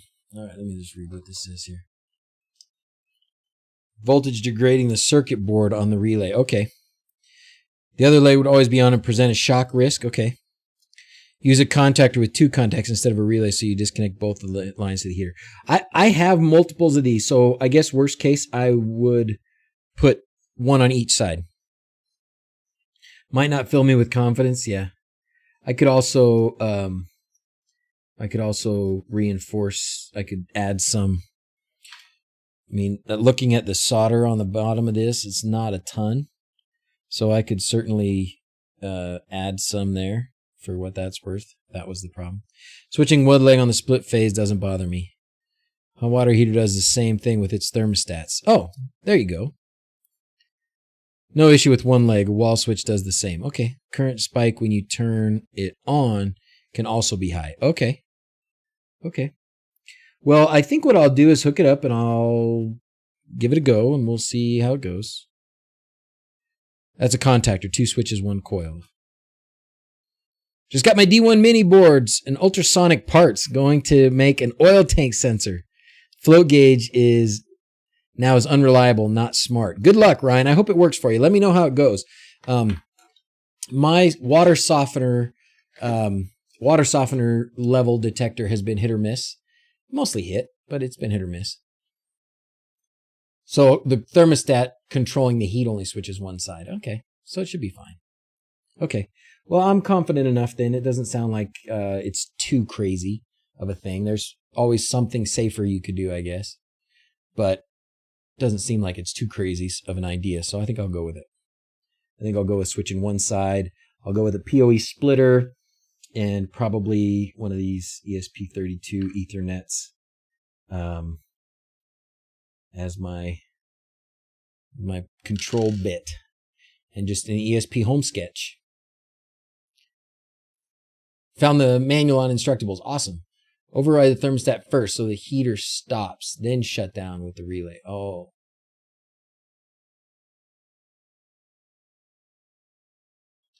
Those thermostats are... thermostat. This is for hot water. This is for like shower water. So, I mean, aren't the thermostats in those mechanical? How to DIY music reactive wLED with a mic instead of the mic module. You want a microphone like that you talk into? So you can use different kinds of microphones on there. We can talk about that for a minute. And for those of you that don't know, and seems like most don't, I did put out a video. Look, I did put out a video. Nobody watched it. But I did put out a video about putting the microphone on there. But I like that little mic module because it's useful. Some other people asked about putting on a microphone, or not a microphone, like an audio in. Just put away the last of the Christmas decorations today, Mr. Tech. How's that right? Bimetal switch in the heater. I don't think so. Okay, maybe not. You watched it. Thank you, 4 Tracks. Does my insurer agree to the house to go up in fire? I don't trust tested and certified stuff. Man, if I only trusted tested and certified stuff, Steve, I would do nothing. So that's why I have to be confident enough that it's not going to catch fire and burn the house down. That's on me to determine.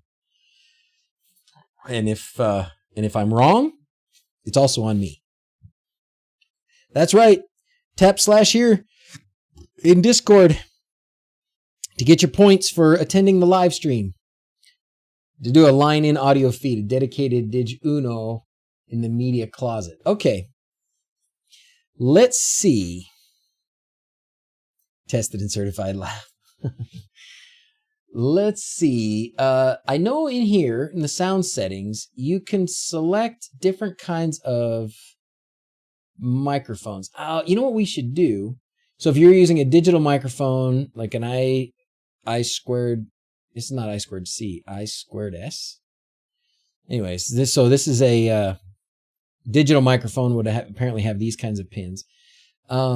Let's look at the Sound Reactive wLED. Sound Reactive wLED GitHub, because I can't say that I've gone through looking for an audio, like an aux in. So let's see what we can do here. Using my PC for the sound. Is it possible to do something without using the microphone or any ADC pins on the board? Design is an all-in-one unit. Doesn't require intervention. You can display PC analog line out. Answer's question is not directly, except for the line out signal. Although we support UDP Sound Sync, someone would have to write a program for their OS of choice to capture the sound from the PC, perform the FFT calculations, and UDP transmit the sampled data. Non-trivial course of action, yeah. All that being said, LEDFX, which is one I did a long time ago, which you can run on a PC, and then it'll send out the data to your DrZzs, to wLED. There's an excellent video. Is that mine? Yay, that's me. I know this guy. So this one is the how to set up LEDFX. It's old, but it's how to set up LEDFX. And LEDFX runs on your PC, so you can, whatever music you play on your PC, it goes there. So that's one possibility. I wonder about that. I still, the aux in though. Digital microphone hookup, analog audio input options. Here we go. So if you're using one of these, you need to connect gain. Do not connect input devices. The power should be connected. Vibration sensor on ESP32, 36. There you go. Schematics.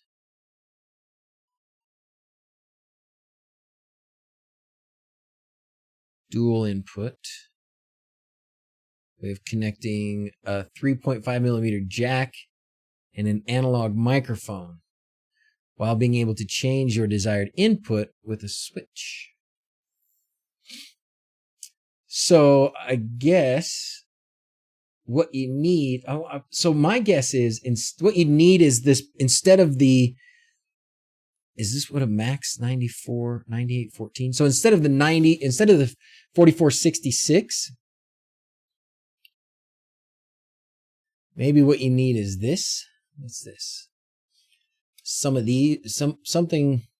So you need something like this that has an aux in.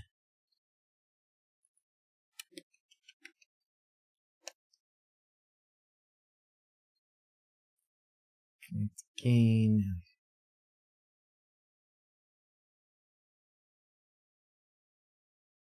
Line in wiring example. TSR jack.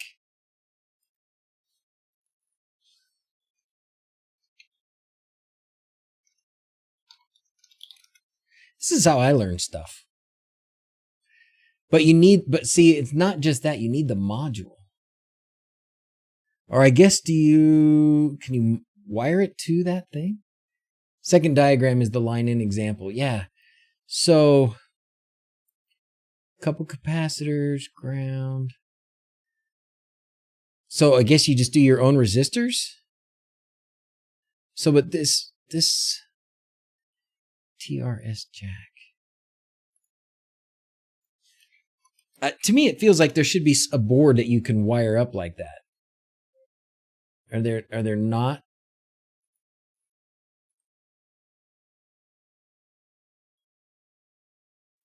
Something that would have all of those. I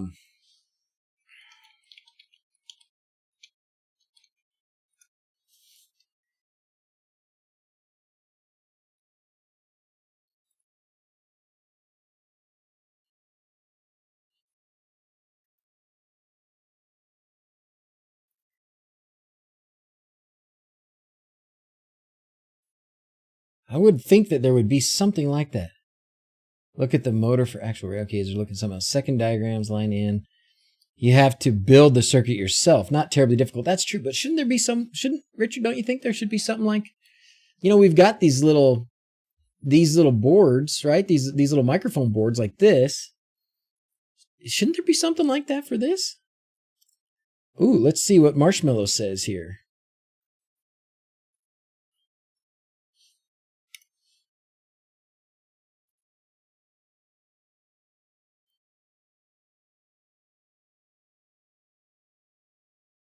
Yes, like that. Except I think this doesn't probably have any of the other circuitry on it. This is just making it so you can connect it. You'd still probably have to put the capacitors and resistors on there. But we're getting closer. Talking about this electric microphone. You're talking about like singing into it.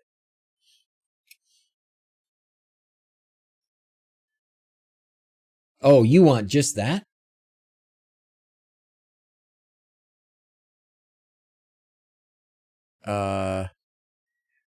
I don't know. My guess is that that's what's already on these other boards, right? Like that's what's on these other boards that we're using here. You just got the bare bit. This just adds a couple resistors and stuff. I'll do the chapters later, probably tomorrow or something. Thank you very much, Sir Good Enough. You don't need a module for line in, just jack and some resistors. Okay.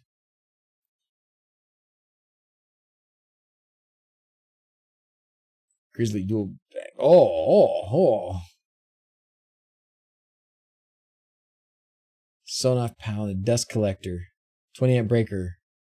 Double it actually uses over 10 amps. Well, yeah, I don't know. I mean, I don't know what the difference is between what circuitry this board includes. I mean, it has a dip switch and obviously a lot of stuff. Right? This is a bit more than just the bare microphone. for whatever variety of reasons. Capacitors, resistors, pot, not a dip switch, a pot. And then I don't know what this guy is in the middle. ACH, some sort of a switch thingy. But so I would go with those others. Anyways, yeah, good question. So I'm surprised that there isn't something equivalent to this, but that instead of the microphone here, just had an aux port, a 1/8 inch or 3.5 millimeter, whatever you want to call it, aux port, but still has all the circuitry that you would need back here and a way to adjust gain and all that stuff. Why is that not a thing? I guess maybe you don't need to adjust gain. So there's your bare microphones, right? You're talking about. So yeah, I don't know about this versus those other things. I would just go with these. I mean, these are so easy. Just use the known mic that works. 3D print a handle mic to cover it and make sure you're soldered all the long wire. Yeah, sure. I mean, you could sing right into that. That's a good point. I mean, it is just a microphone. So you could sing right into it if that's what you're trying to do. I do see what people are saying they want to pipe the music in directly, but there's probably a way. I don't know what it is. Sorry. There is, if you go to the wLED Discord, which, I guess I got a bunch of Discord messages here. Okay. Don't let me forget.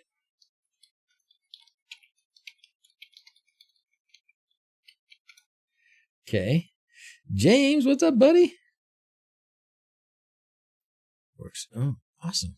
Oh, look at that. Wow.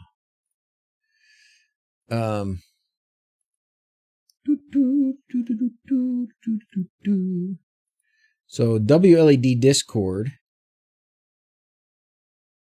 wLED Discord. I believe there's a Sound Reactive chapter, or whatever you want to call it. Yeah, there is. So there is a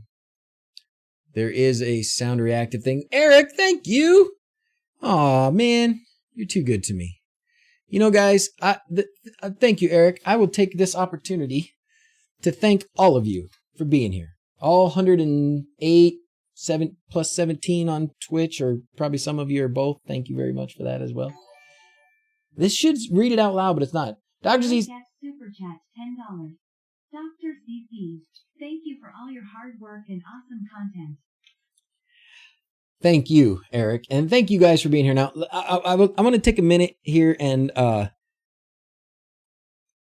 tell you how much I appreciate what I've been able to do. Unicorn time. Let's do it. We'll do the unicorns and then I'll get mushy. Oh no, Home Assistant crashed. No.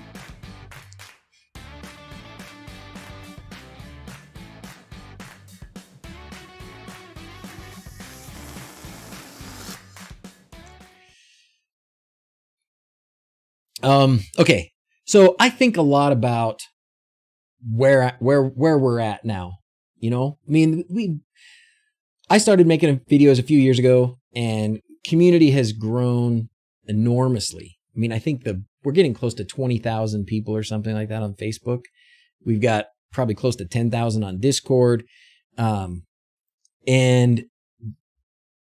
you know, I do feel a tremendous amount of gratitude, first of all, to all of you guys, and just to have had the opportunity. But I do feel a lot of responsibility, and I feel a lot of responsibility to keep it going, to keep doing things that people want to see or things that people need. I have found myself getting more and more pulled into other things. When I was making those videos once a week, that was my only other thing. I did my job and I did that. And now I'm doing a lot of other things, and I'm glad I can do the streams, and I want to do videos. I'm constantly thinking about how do I adapt my life to making some videos. And right now, what I'm feeling like is I would love to be able to just film what I'm doing, whatever it is. And it may not be LEDs, and it may not be smart home stuff. It may be fixing my car. It may be fixing the, messing with the golf cart. It may be tinkering around with something else. I've got to try and come up with a way to make, like a formula to make a video that is at least somewhat entertaining, that is based on just regular stuff that I'm doing. And, the struggle there is, do I think I'm entertaining enough to not have like a video that has a beginning and a middle and an end, you know, that has like, oh, I tried this thing. This is how I did it. This is how it turned out. Like sometimes it's just, I tried this thing all day and nothing worked. I mean, is that a video anybody's going to want to watch? I don't know. I watch what the kids watch. I see what they watch and I think, what a bunch of garbage, but they're stuck to the TV watching it, or to the computer. And I certainly watch things that are more entertainment than actual how-to and such. So just so you all are with me on this, since you are all with me, things are still evolving. My journey in YouTube is still evolving. And you can already know I don't do things now like I did a couple years ago. And in the next year, I'll probably do things a bit different anyway. So in real life, backpack and stream on Twitch when you want. That would be so cool. I wish I could. I mean, like sometimes I think about that. Like, what if I just like turned my phone on and just went live, you know, while I'm under the car or while I'm tinkering around in the garage? The thing I would miss that I would like to try and incorporate would be the chat, you know. So how do I get into the chat? Rather watch you hit a brick wall instead of me. Cool to watch how to get answers from the wall. Sometimes the walls give you answers, don't they? I'm an expert in home automation. Yeah, good. Thank you, Farhan. You're a good dude. I appreciate that. And Sir Good Enough, thank you. I know you're behind me all the time. Yeah, you do amazing work for me, and I so appreciate it. Simple. Stop working and do the nice things. Amen, Erwin, right? Amen. The Truman Show starring DrZzs. Something else completely. These are awesome with an ESP attached. Created a bed sensor to detect bed occupancy. Works 100% of the time. Extremely reliable. Show me this, Babs. Oh, thank you very much, Steve. Thanks for your hard work. Not a political channel, but here's a little Paulina and their little kids. Get all that Putin's man. Oh, man. So sad. Is that the girl that was singing in the subway or whatever when they were hiding? So sad. So sad. Thank you, Steve. Steve Van Russell, Super Chat, £5. Thanks for the hard work, Justin. Not a political channel, but here's to little Paulina and the other little kids killed at Putin's whim. Slava Ukraini. So sad. So grateful that we're safe where we are, and do what we can to help the people that are not. What do you got here? Oh, so this is a pressure sensor. Oh, very cool.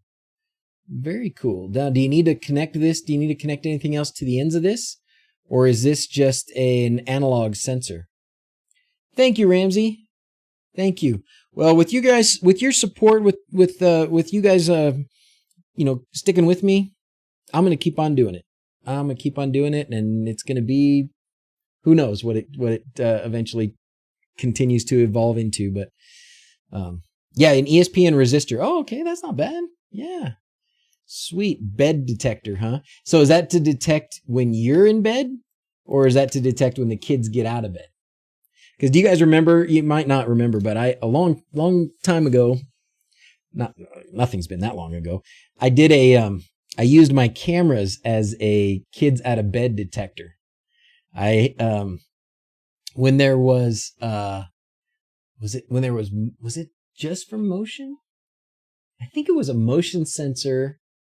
And then the camera came on and it sent a notice to Mrs. Z's phone because she wanted to know when the kids got out of bed at night. So we set up something to do that. I took it down now. It doesn't do what I want anymore, but pipe that into an audio stream into OBS for a better effect. Can hear but weak. Okay. Okay. I'll have to figure out how to channel that in there.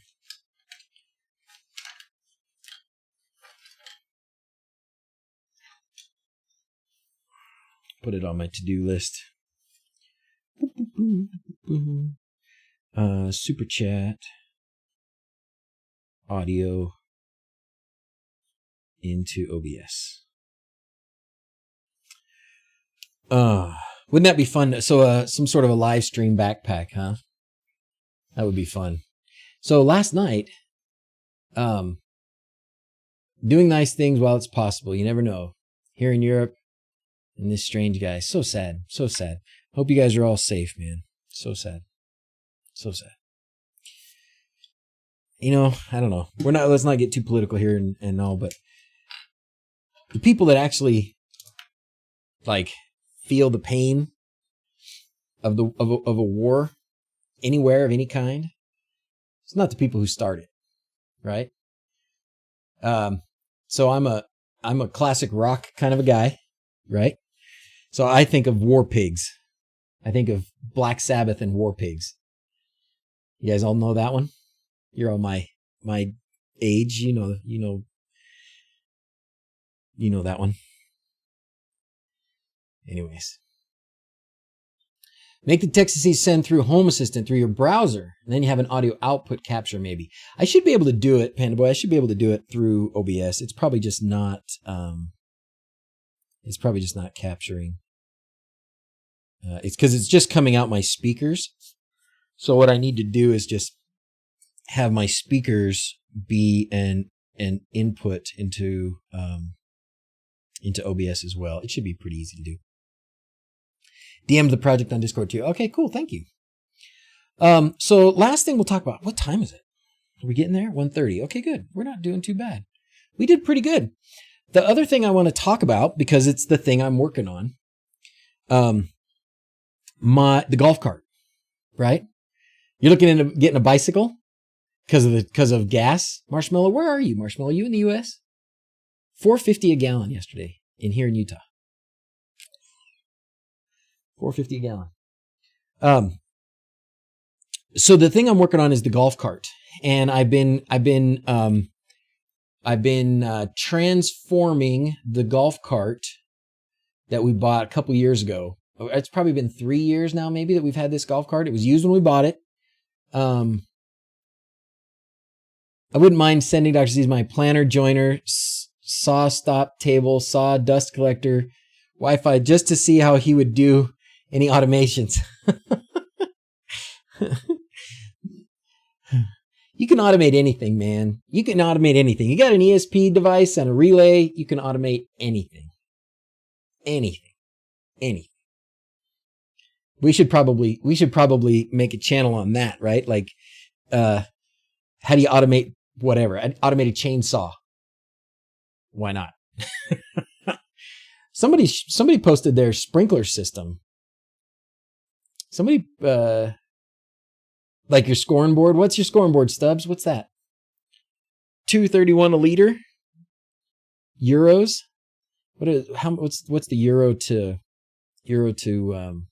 dollar? I don't know right now. Probably have it so when the table saws come on, LEDs flashing through the shop. Oh, good point. Power monitoring on all of them. When they sense a power usage, it kicks on the dust collector. Genius! Look at that. Sir Goodenough is right on.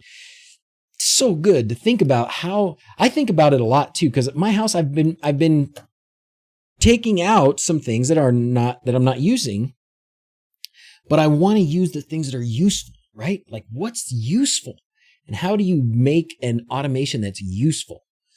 That's useful. Power detection on your saw, so that when the saw comes on, the dust collector comes on. The dust collector gets a message that says the bandsaw is running or the router's running. Turn on the dust collector, right? Genius. That's the kind of stuff we got to do. That's where automation is hitting it. You know, turning your lights on and off. Like mine, and that's good, but it's not enough. We need more. So what's next week's video? Oh, I was talking about the golf cart. Oh yeah, your scoreboard for NHL games. That's right. $10.50 a gallon. Holy crap. Holy crap. My word, man. That is crazy. That is so crazy. Definitely want to buy a bike. Oh, you did this? Did you pixelate that? That's awesome. This is Stubbs. So you're sending that out on a projector? On the window. Nice. Yes, because you're doing it from behind and you're projecting it onto the window, aren't you? That's what you're doing. That's so cool. So the golf cart. Let me talk about the golf cart for a minute. Thank you very much. I'll say this. How are you, man? Yeah, I haven't seen you in a while. Golf cart. So I've done a few things on the golf cart. I started to try and look at pictures. But anyways, I think I told you a few of the things that I've done. The purpose is, so we got the golf cart. The kids drove it around here. The people in the neighborhood didn't like it. That's fine. They got pulled over by the police a few times. Okay, fine. I need a put around something up at the Hobbit house, which will be super reliable and quiet and clean. So I want to take the golf cart up there. Well, golf cart in its current condition would have probably been okay, but not great. So I had to make it great. So how am I making it great? Making it great. First of all, I put a 6-inch lift on it. Then I put 22-inch tires on it. And I think the normal tires were like 14 inches. So that's a significant lift. I mean, you got to step up into this golf cart now, which is super cool, right? I have here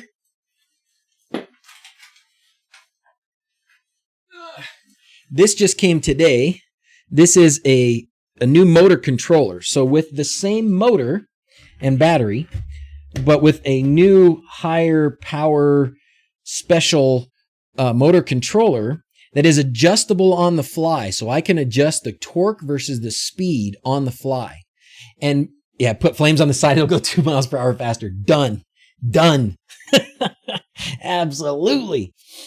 So I'm going to put this new motor controller in, and that should help us get up hills better. And you can dial it. So if you're on the flat and you want to go fast, you dial up the speed and dial down the torque. If you want to climb a hill, you turn up the torque, maybe turn down the speed, and you can go up the hill. So this is a new motor controller that's going to go in there. Another thing that's going to go in there is this. This is a solar boost charge controller. So I have a solar panel, which was intended for the wHobbit house, and the glass on top broke. But it still works. I tested it the other day and it still works. I'm getting 34, 35 volts out of it.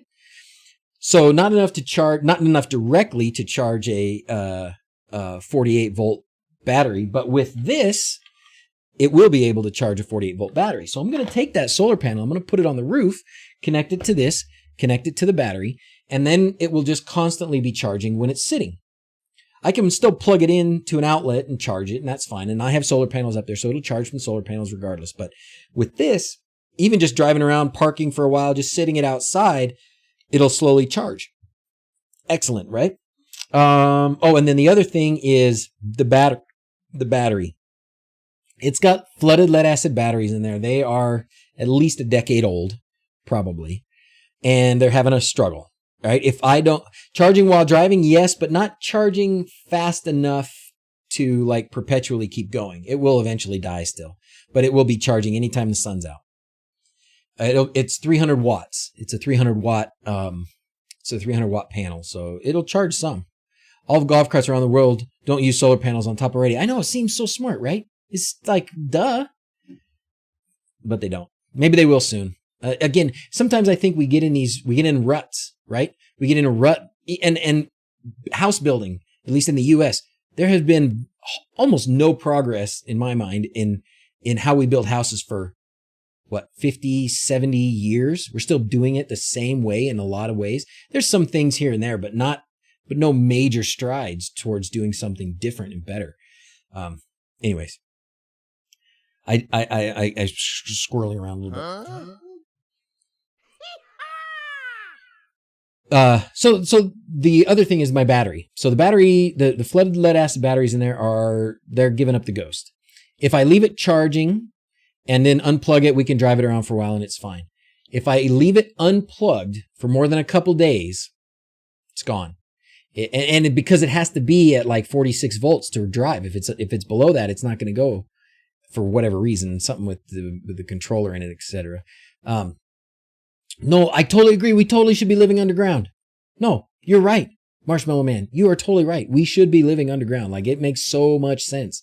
I like sun and all that stuff, but we could do so many things better if we would just live underground, for Pete's sake. Let the earth do its thing, you know? Anyways, that's why I have a Hobbit house. But even my Hobbit house is really it's sort of underground, but it's not totally underground, right? It's covered in ground, but it's not underground. Anyways. So I have my battery pack from the Bug. It's a lithium iron phosphate. It was originally wired up for 96 volts. I rewired it so it's 48 volts and at 200 amp hours. So 200 amp hours, 48 volts. Perfect, I think. That's one of the things I have to do. Like vent our water heaters. Oh, what? So what do you mean, Sir Goodenough? Help me know that what that's about. Because water heaters, because they break or something? Because they freeze? Is that what you mean? There's so many things we just don't do that we should be doing. It's ridiculous. It's just so bad. It's so bad. And the reason we don't do them is because builders, they make so much more money by not innovating. The old way is cheap. So we just keep doing it the old way. Ooh, DrZzs on Twitch. Amazon Prime sub. Thank you very much. How do I say your name? EJ? Is it just EJ? Should I just call you EJ? If that's okay with you, it makes it easy for me. It was a joke about what you forgot. Oh, thanks. Anyway, so with all these things, with the solar panel on top, with a new battery, with a new motor controller, with a lift kit, solar panels, I'm going to have a butt kicking. It's Eric. Okay, Eric. Thank you. A butt kicking golf cart up there. And then I'm going to have to paint it. And I'm going to have to put flames on it because, as you saw on the internet, it's clearly stated that it will make it go faster. Right? Oh, all right. Let's tell stories. Do you guys have, we got a few minutes left here before we get, we still got quite a few minutes, actually. It's only 1:30. Thank you very much. Thank you. We haven't done planes today. Let's do the planes. Where's my planes button? There it is.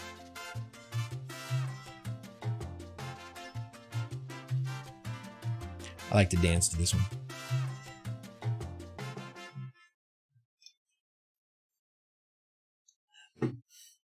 The internet never lies. Never lies. So for any of you that are curious about the hot wing situation earlier today, StoryTime music. Nice.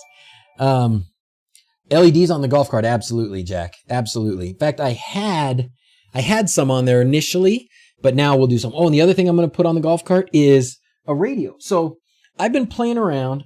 Oh, I could tell you guys this too. I think I may have talked about it. I made it work.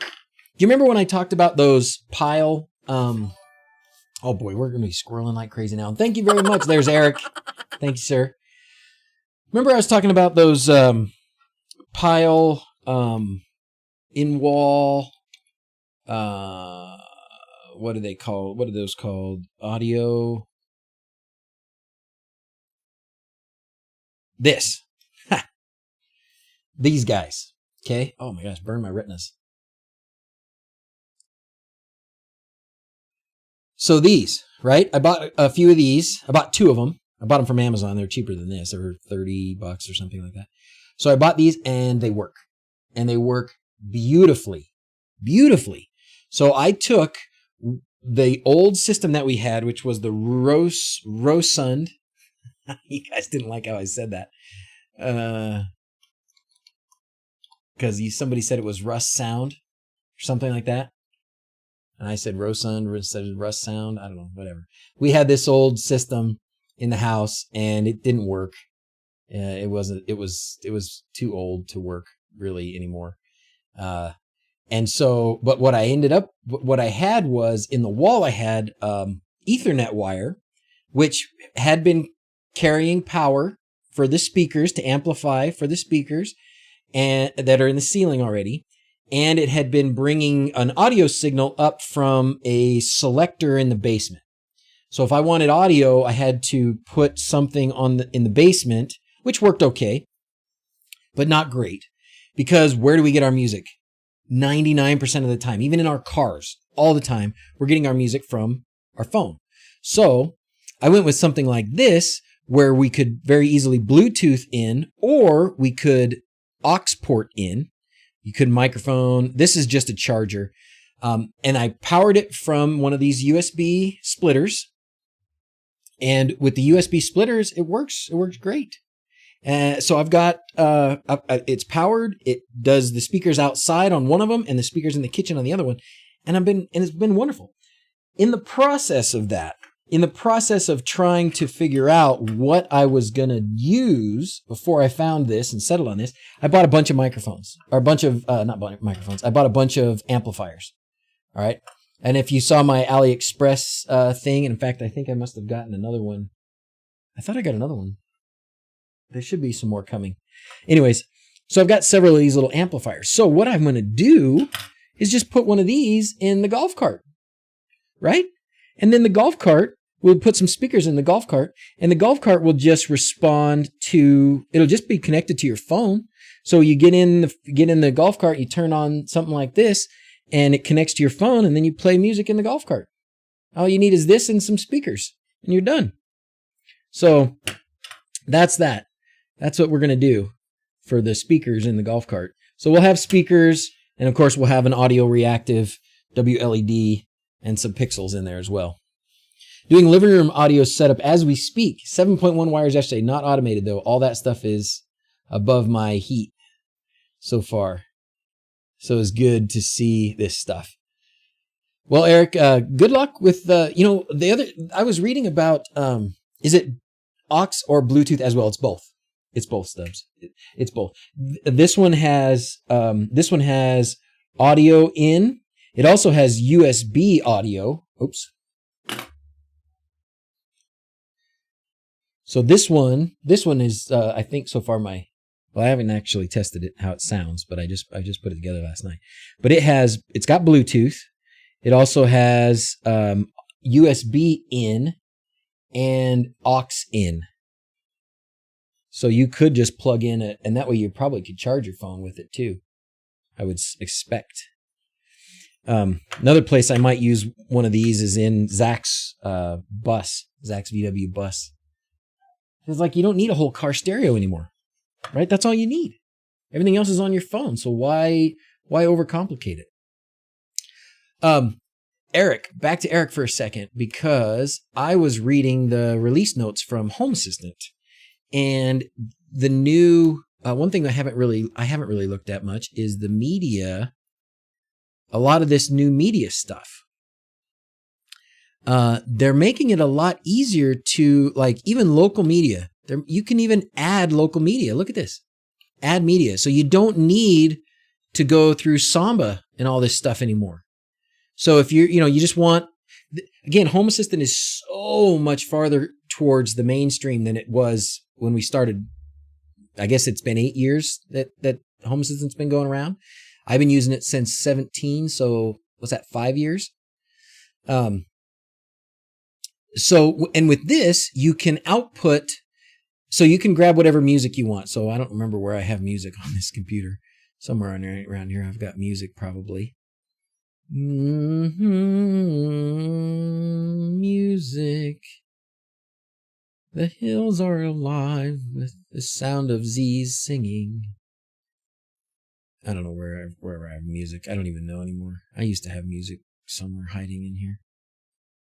That's the thing. We don't download music anymore. But assuming that you have some music downloaded, you can upload it right from here now. Okay, you can upload it right to this. It gets stored on your Home Assistant hard drive. So just make sure that you've got enough space if you're going to put much on there. But then it just makes it that much easier to grab those files when you want to play them. And this media thing gives you the outputs that you have connected that are available as well. So the best outputs, the easiest ones are the Google ones, right? But the problem with the Google ones is there's no aux out. you can't connect them to a set of speakers as well as you can an Alexa device, an Echo. Amazon devices still have the aux port. Google, for some reason, doesn't. I think it's dumb, but they don't. If you add radio to your configuration on Amazon, you get 30,000 radio stations. Let's do it right now. Right now. Right now. Right now. Is that all I have to add is radio?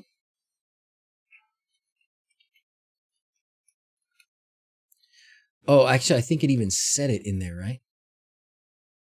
Adding radio browser to your Home Assistant instance can be done via the user interface by using this My button. I don't tell these guys enough how much I love them. Do you want to set up the radio browser? Okay. Do you want to add radio browser to Home Assistant? Yes. Created. Done. Thank you. So now if I go to the media, now is there a bunch of radio stations there? Yep. Radio browser. Oh, radio stations. Is there like a Ukraine? Is there an Air Ukraine? Is there a Ukrainian radio station we can listen to? Uruguay, United States, United Kingdom. Yeah, you're Ukraine. There you go.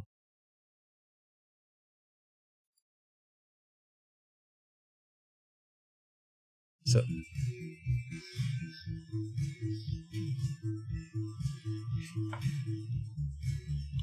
I can switch it to a different display.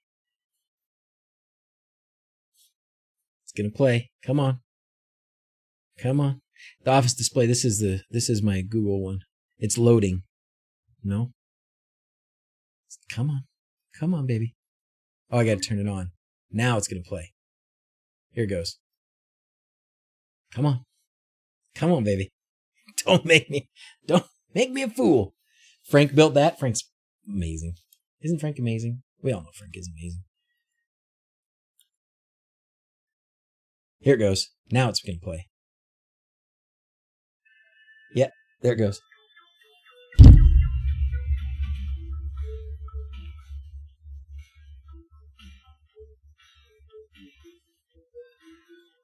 And then I can also put it on my Alexa because I have Alexa media player installed. Should work. Stop that one. Come on, baby. Do it. Do it. Do it.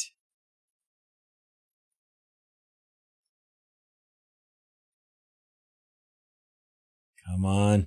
Alexa, do it. It's not doing it. Oh, it's because it's not that one. It should be Office speaker. No, it should be Dad's office. So none of my Alexa ones are showing up right here. The Alexa ones are not showing up. Phooey.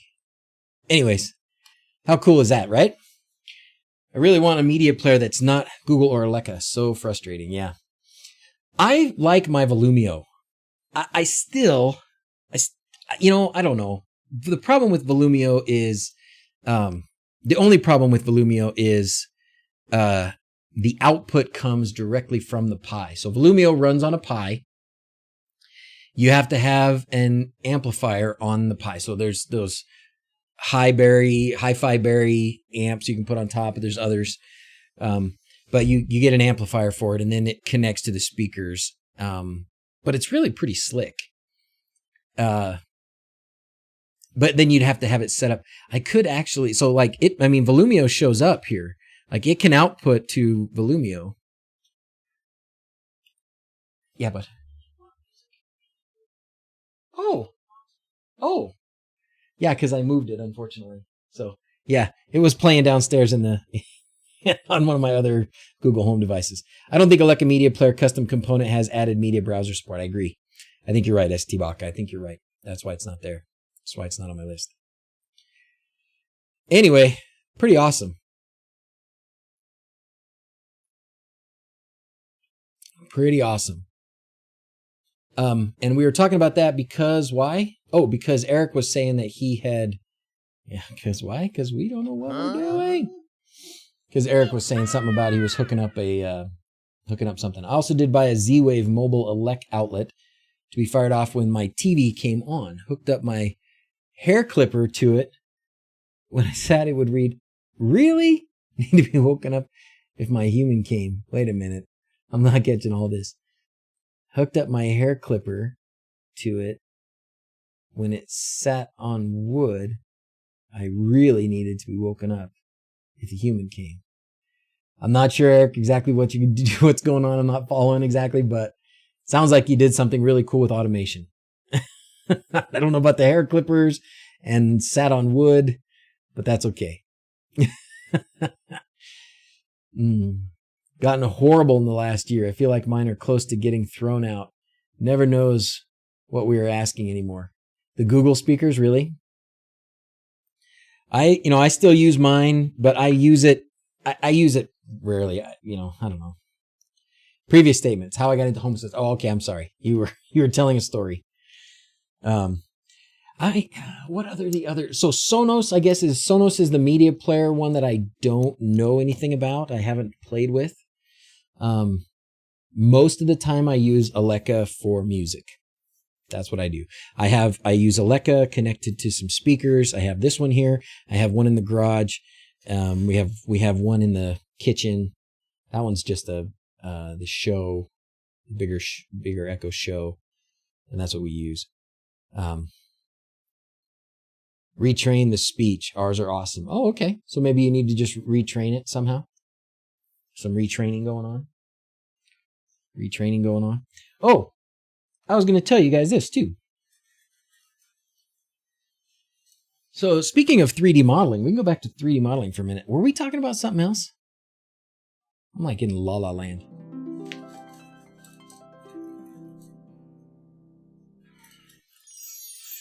So speaking of 3D modeling, I have, thank you, Lamb Noah. Thank you. I will show you my 3D modeling that I do or have been doing.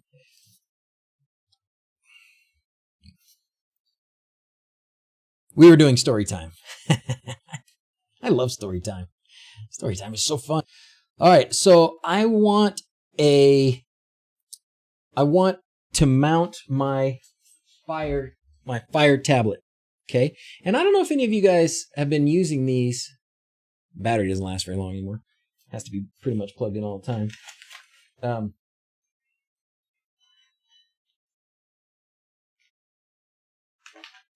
So you can use Home Assistant on the Amazon Fire, and I don't know if I sideloaded that or not. I don't think I did, but maybe I did, just maybe because of the Play Store.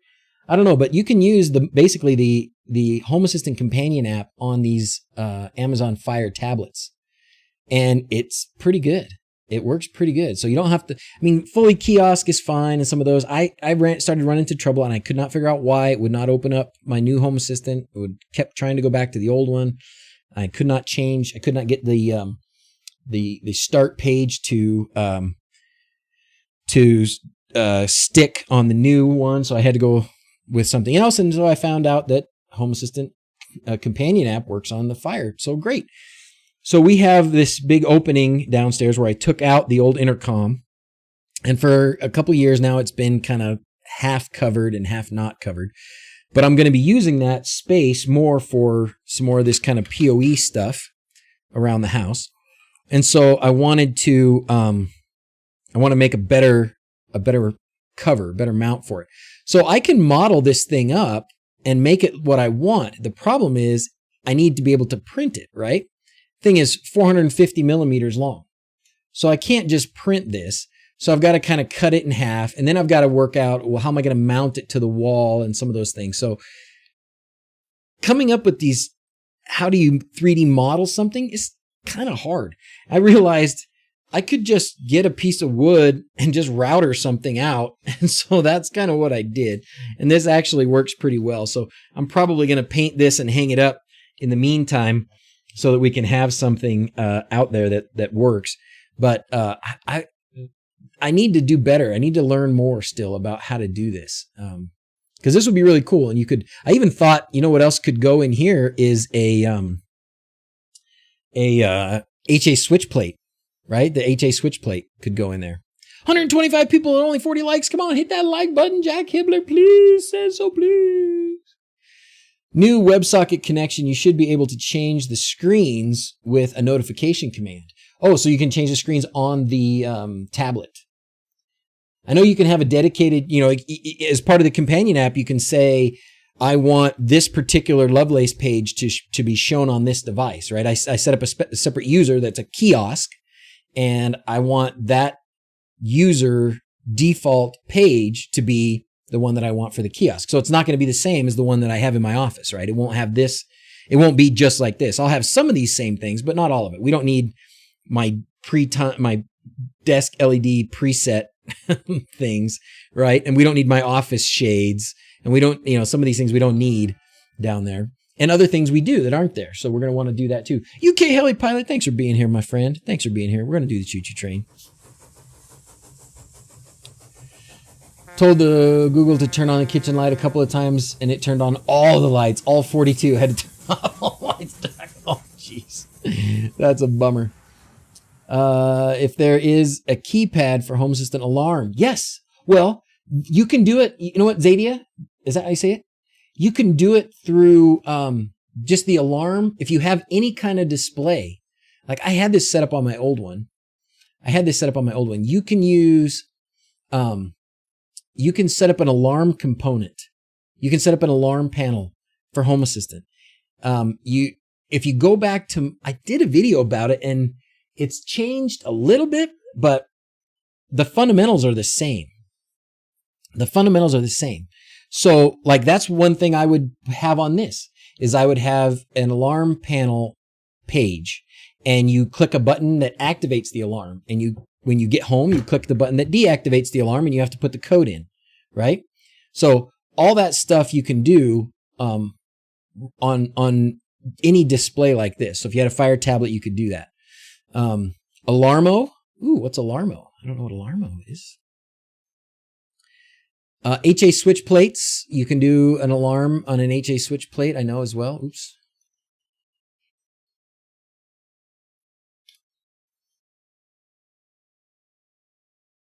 Easy to use alarm system. Interessante.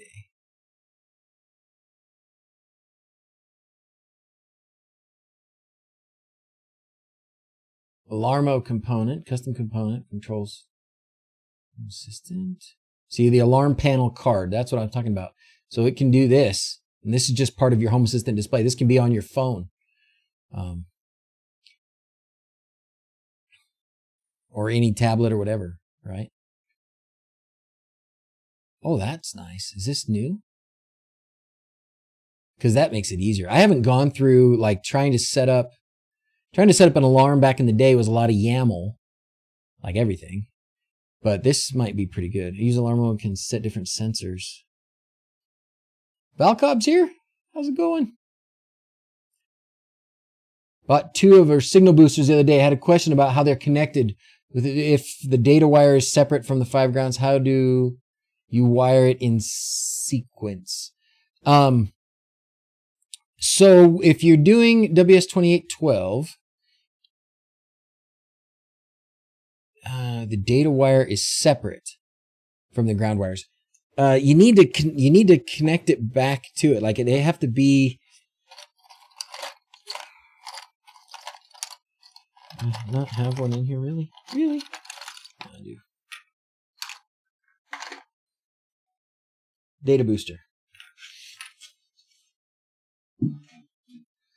I mean, it really is. It should be pretty straightforward. So it's got an arrow that indicates. It's got an arrow that indicates the direction of the signal. So if you're going from the controller, this would be the signal inside, and this would be the side that goes out to the LEDs. This is the data in the middle, and then there's ground. There's 5 volts and ground. VCC, ground, and then data in. And then that should be it on the other side. So I don't know what you mean by if your data signal is separate. Like you have power coming from one place and data signal from someplace else. It should still be like this. Like if your power is coming from someplace and your data signal is from someplace else, it would still be like this. If that helps. Night Rider mode on my Tahoe. Yes, do it. Do it, H-Dog. Do it. Do it. Do it. Alarmo. So Alarmo is okay. Good. So maybe Alarmo is that might be the way to.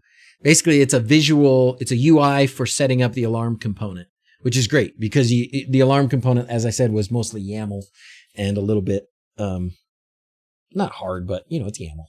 So whatever. Does the power hookup need to be what feeds to the strips, or can it just be the power boost? It should have.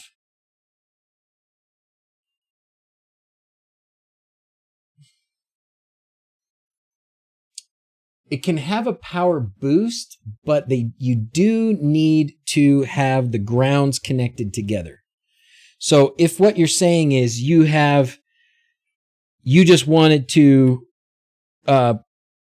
boost the power here, I would think, and I'm sorry, I can't say for sure I know the answer. So you're saying if you have a separate power supply, so this is one power supply. This is upside down still. This is one power supply, and you're talking about connecting another power supply.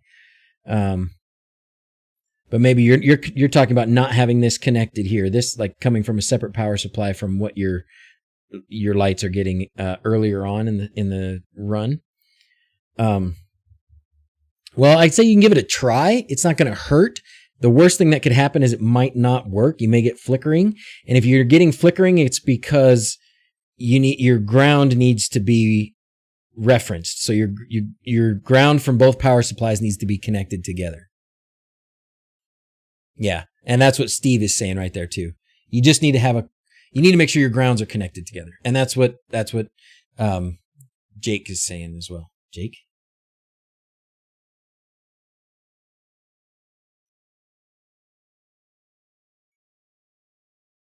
Did we get off talking golf carts yet? No, we can talk about more golf carts.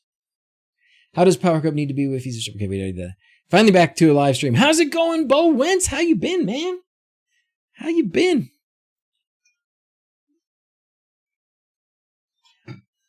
We're just winding down. Just getting to the end here. We're kind of doing the question thing. You know what? Is Sir Good Enough? Did the question thing work? Did anybody post any questions?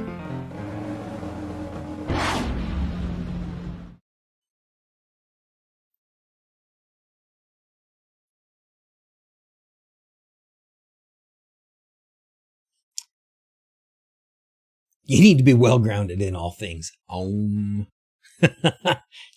is here. How's it going, my man? So good to see you. So good to see you. It warms my heart to see you guys. It's not working today. Okay, that's fine.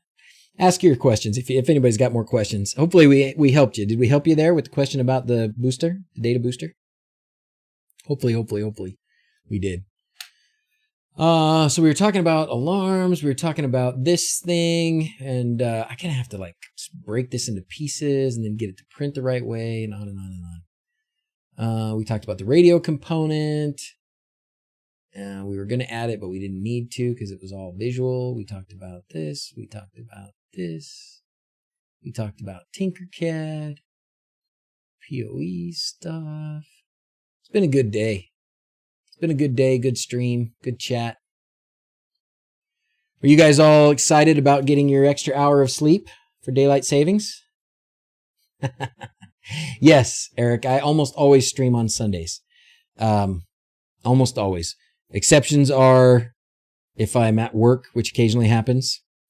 If I'm even up at the Hobbit house, when we're up at our other house, the wHobbit house, which by the way, I don't know if I shared this with all of you guys, but Green Magic Homes, the people who make the building that we used for the Hobbit house, they have used some of our pictures now on some of their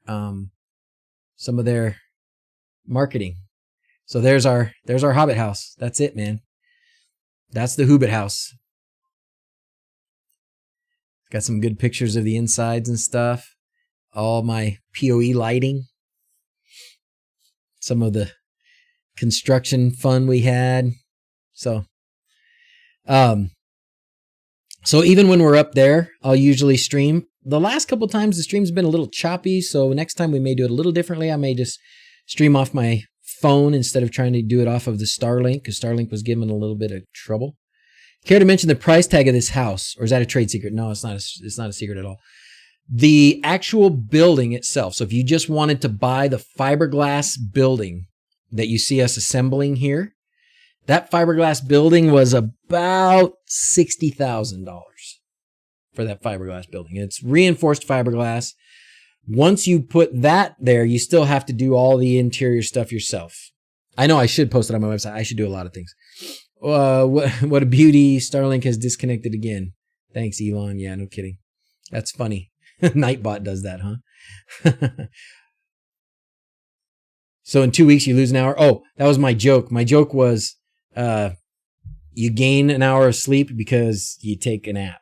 That's my hour of sleep. When I get off here, I'm going downstairs. I'm going to kiss the missus and I'm going to go to bed.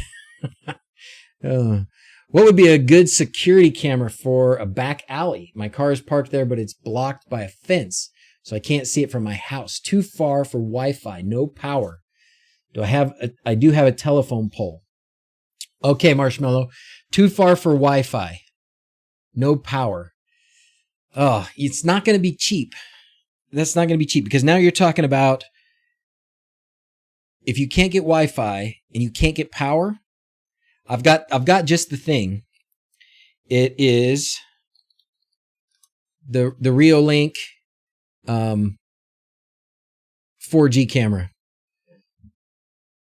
They've got some new cameras, don't they? The Reolink battery powered 4G pan tilt go with a solar. So they have these with a solar panel. Maybe that's the one with the plus. Yeah, solar powered. So I have one of these up at the Hobbit house, and in fact, there was a good bit of footage on that Discovery Channel show from this camera. I took like some stop motion stuff and even some regular video and plenty of just images from this camera. And it made it on the show. They used it on the show. So I like it a lot. You do have to have a 4G plan. Right now I'm on a T-Mobile plan, which I think is $10 a month. I can't remember if it's 10 or $15 a month, but it's a T-Mobile plan. So you gotta have a good T-Mobile signal where you're going to be.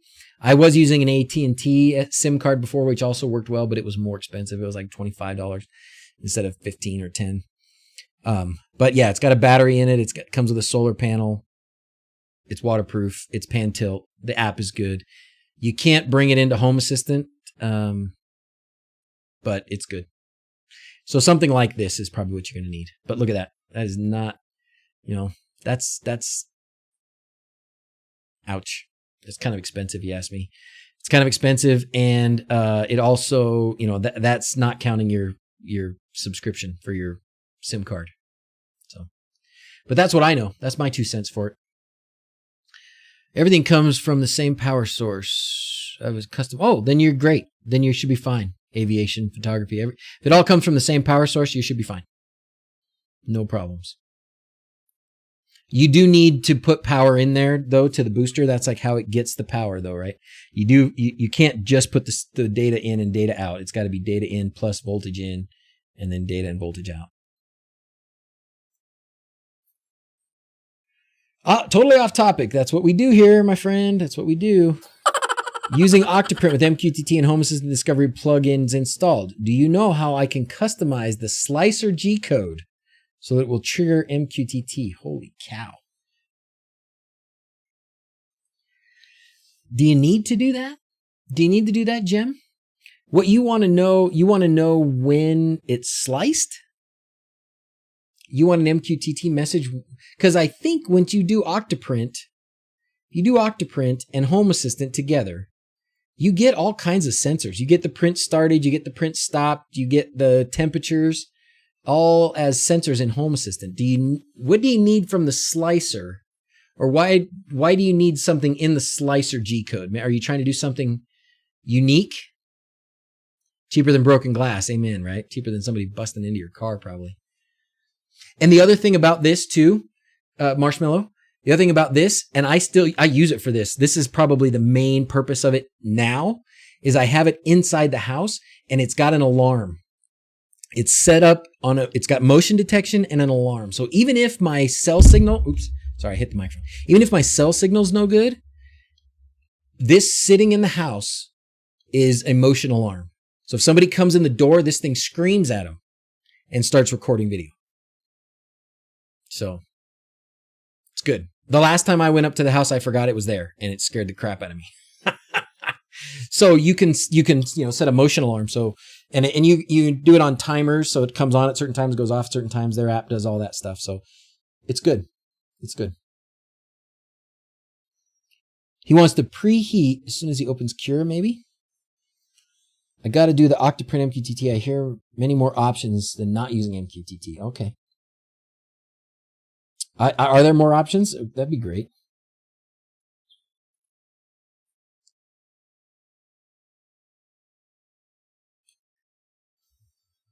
I've been loving my 3D printers, by the way. Been loving my 3D printers. All right. Well, we've hit 2 o'clock. I feel like we still have so much more to talk about. But I think we'll start wrapping it up. Anything else anybody else wants to ask or talk about for the next 2 or 3 minutes while we bring the kids in?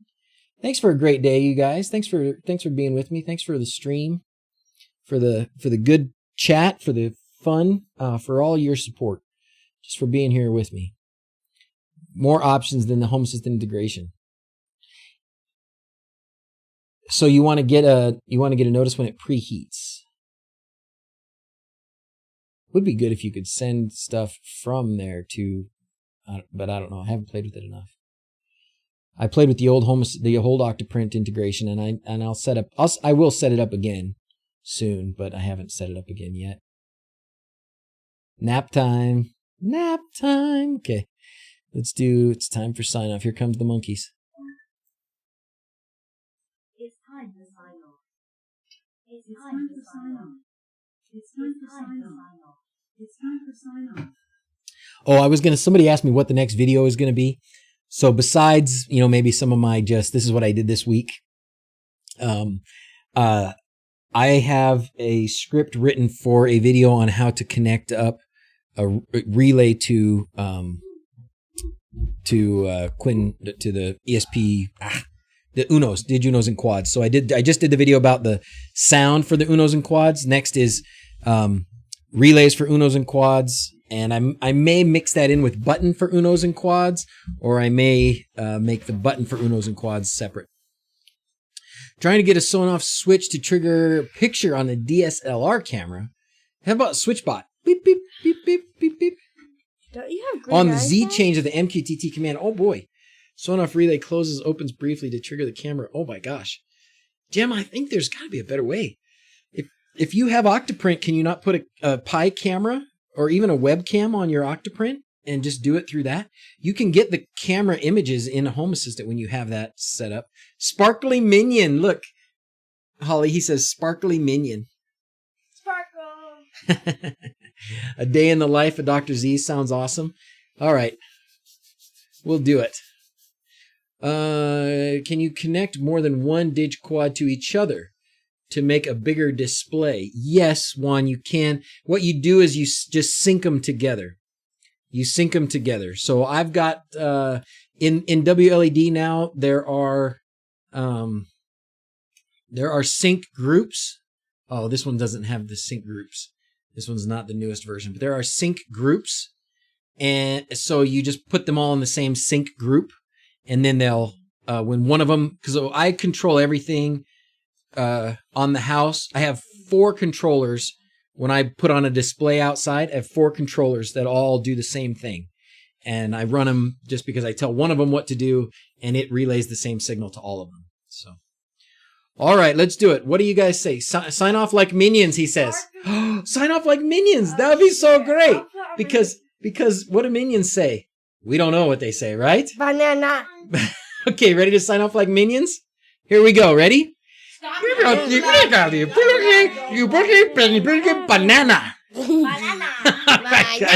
Banana. All right, guys. Hey, have a great week. I am going to hit the button that does a sign off thing, and I will let the stream run for a couple minutes so that you guys can transition your chats to Discord. So if everybody wants to keep chatting, great.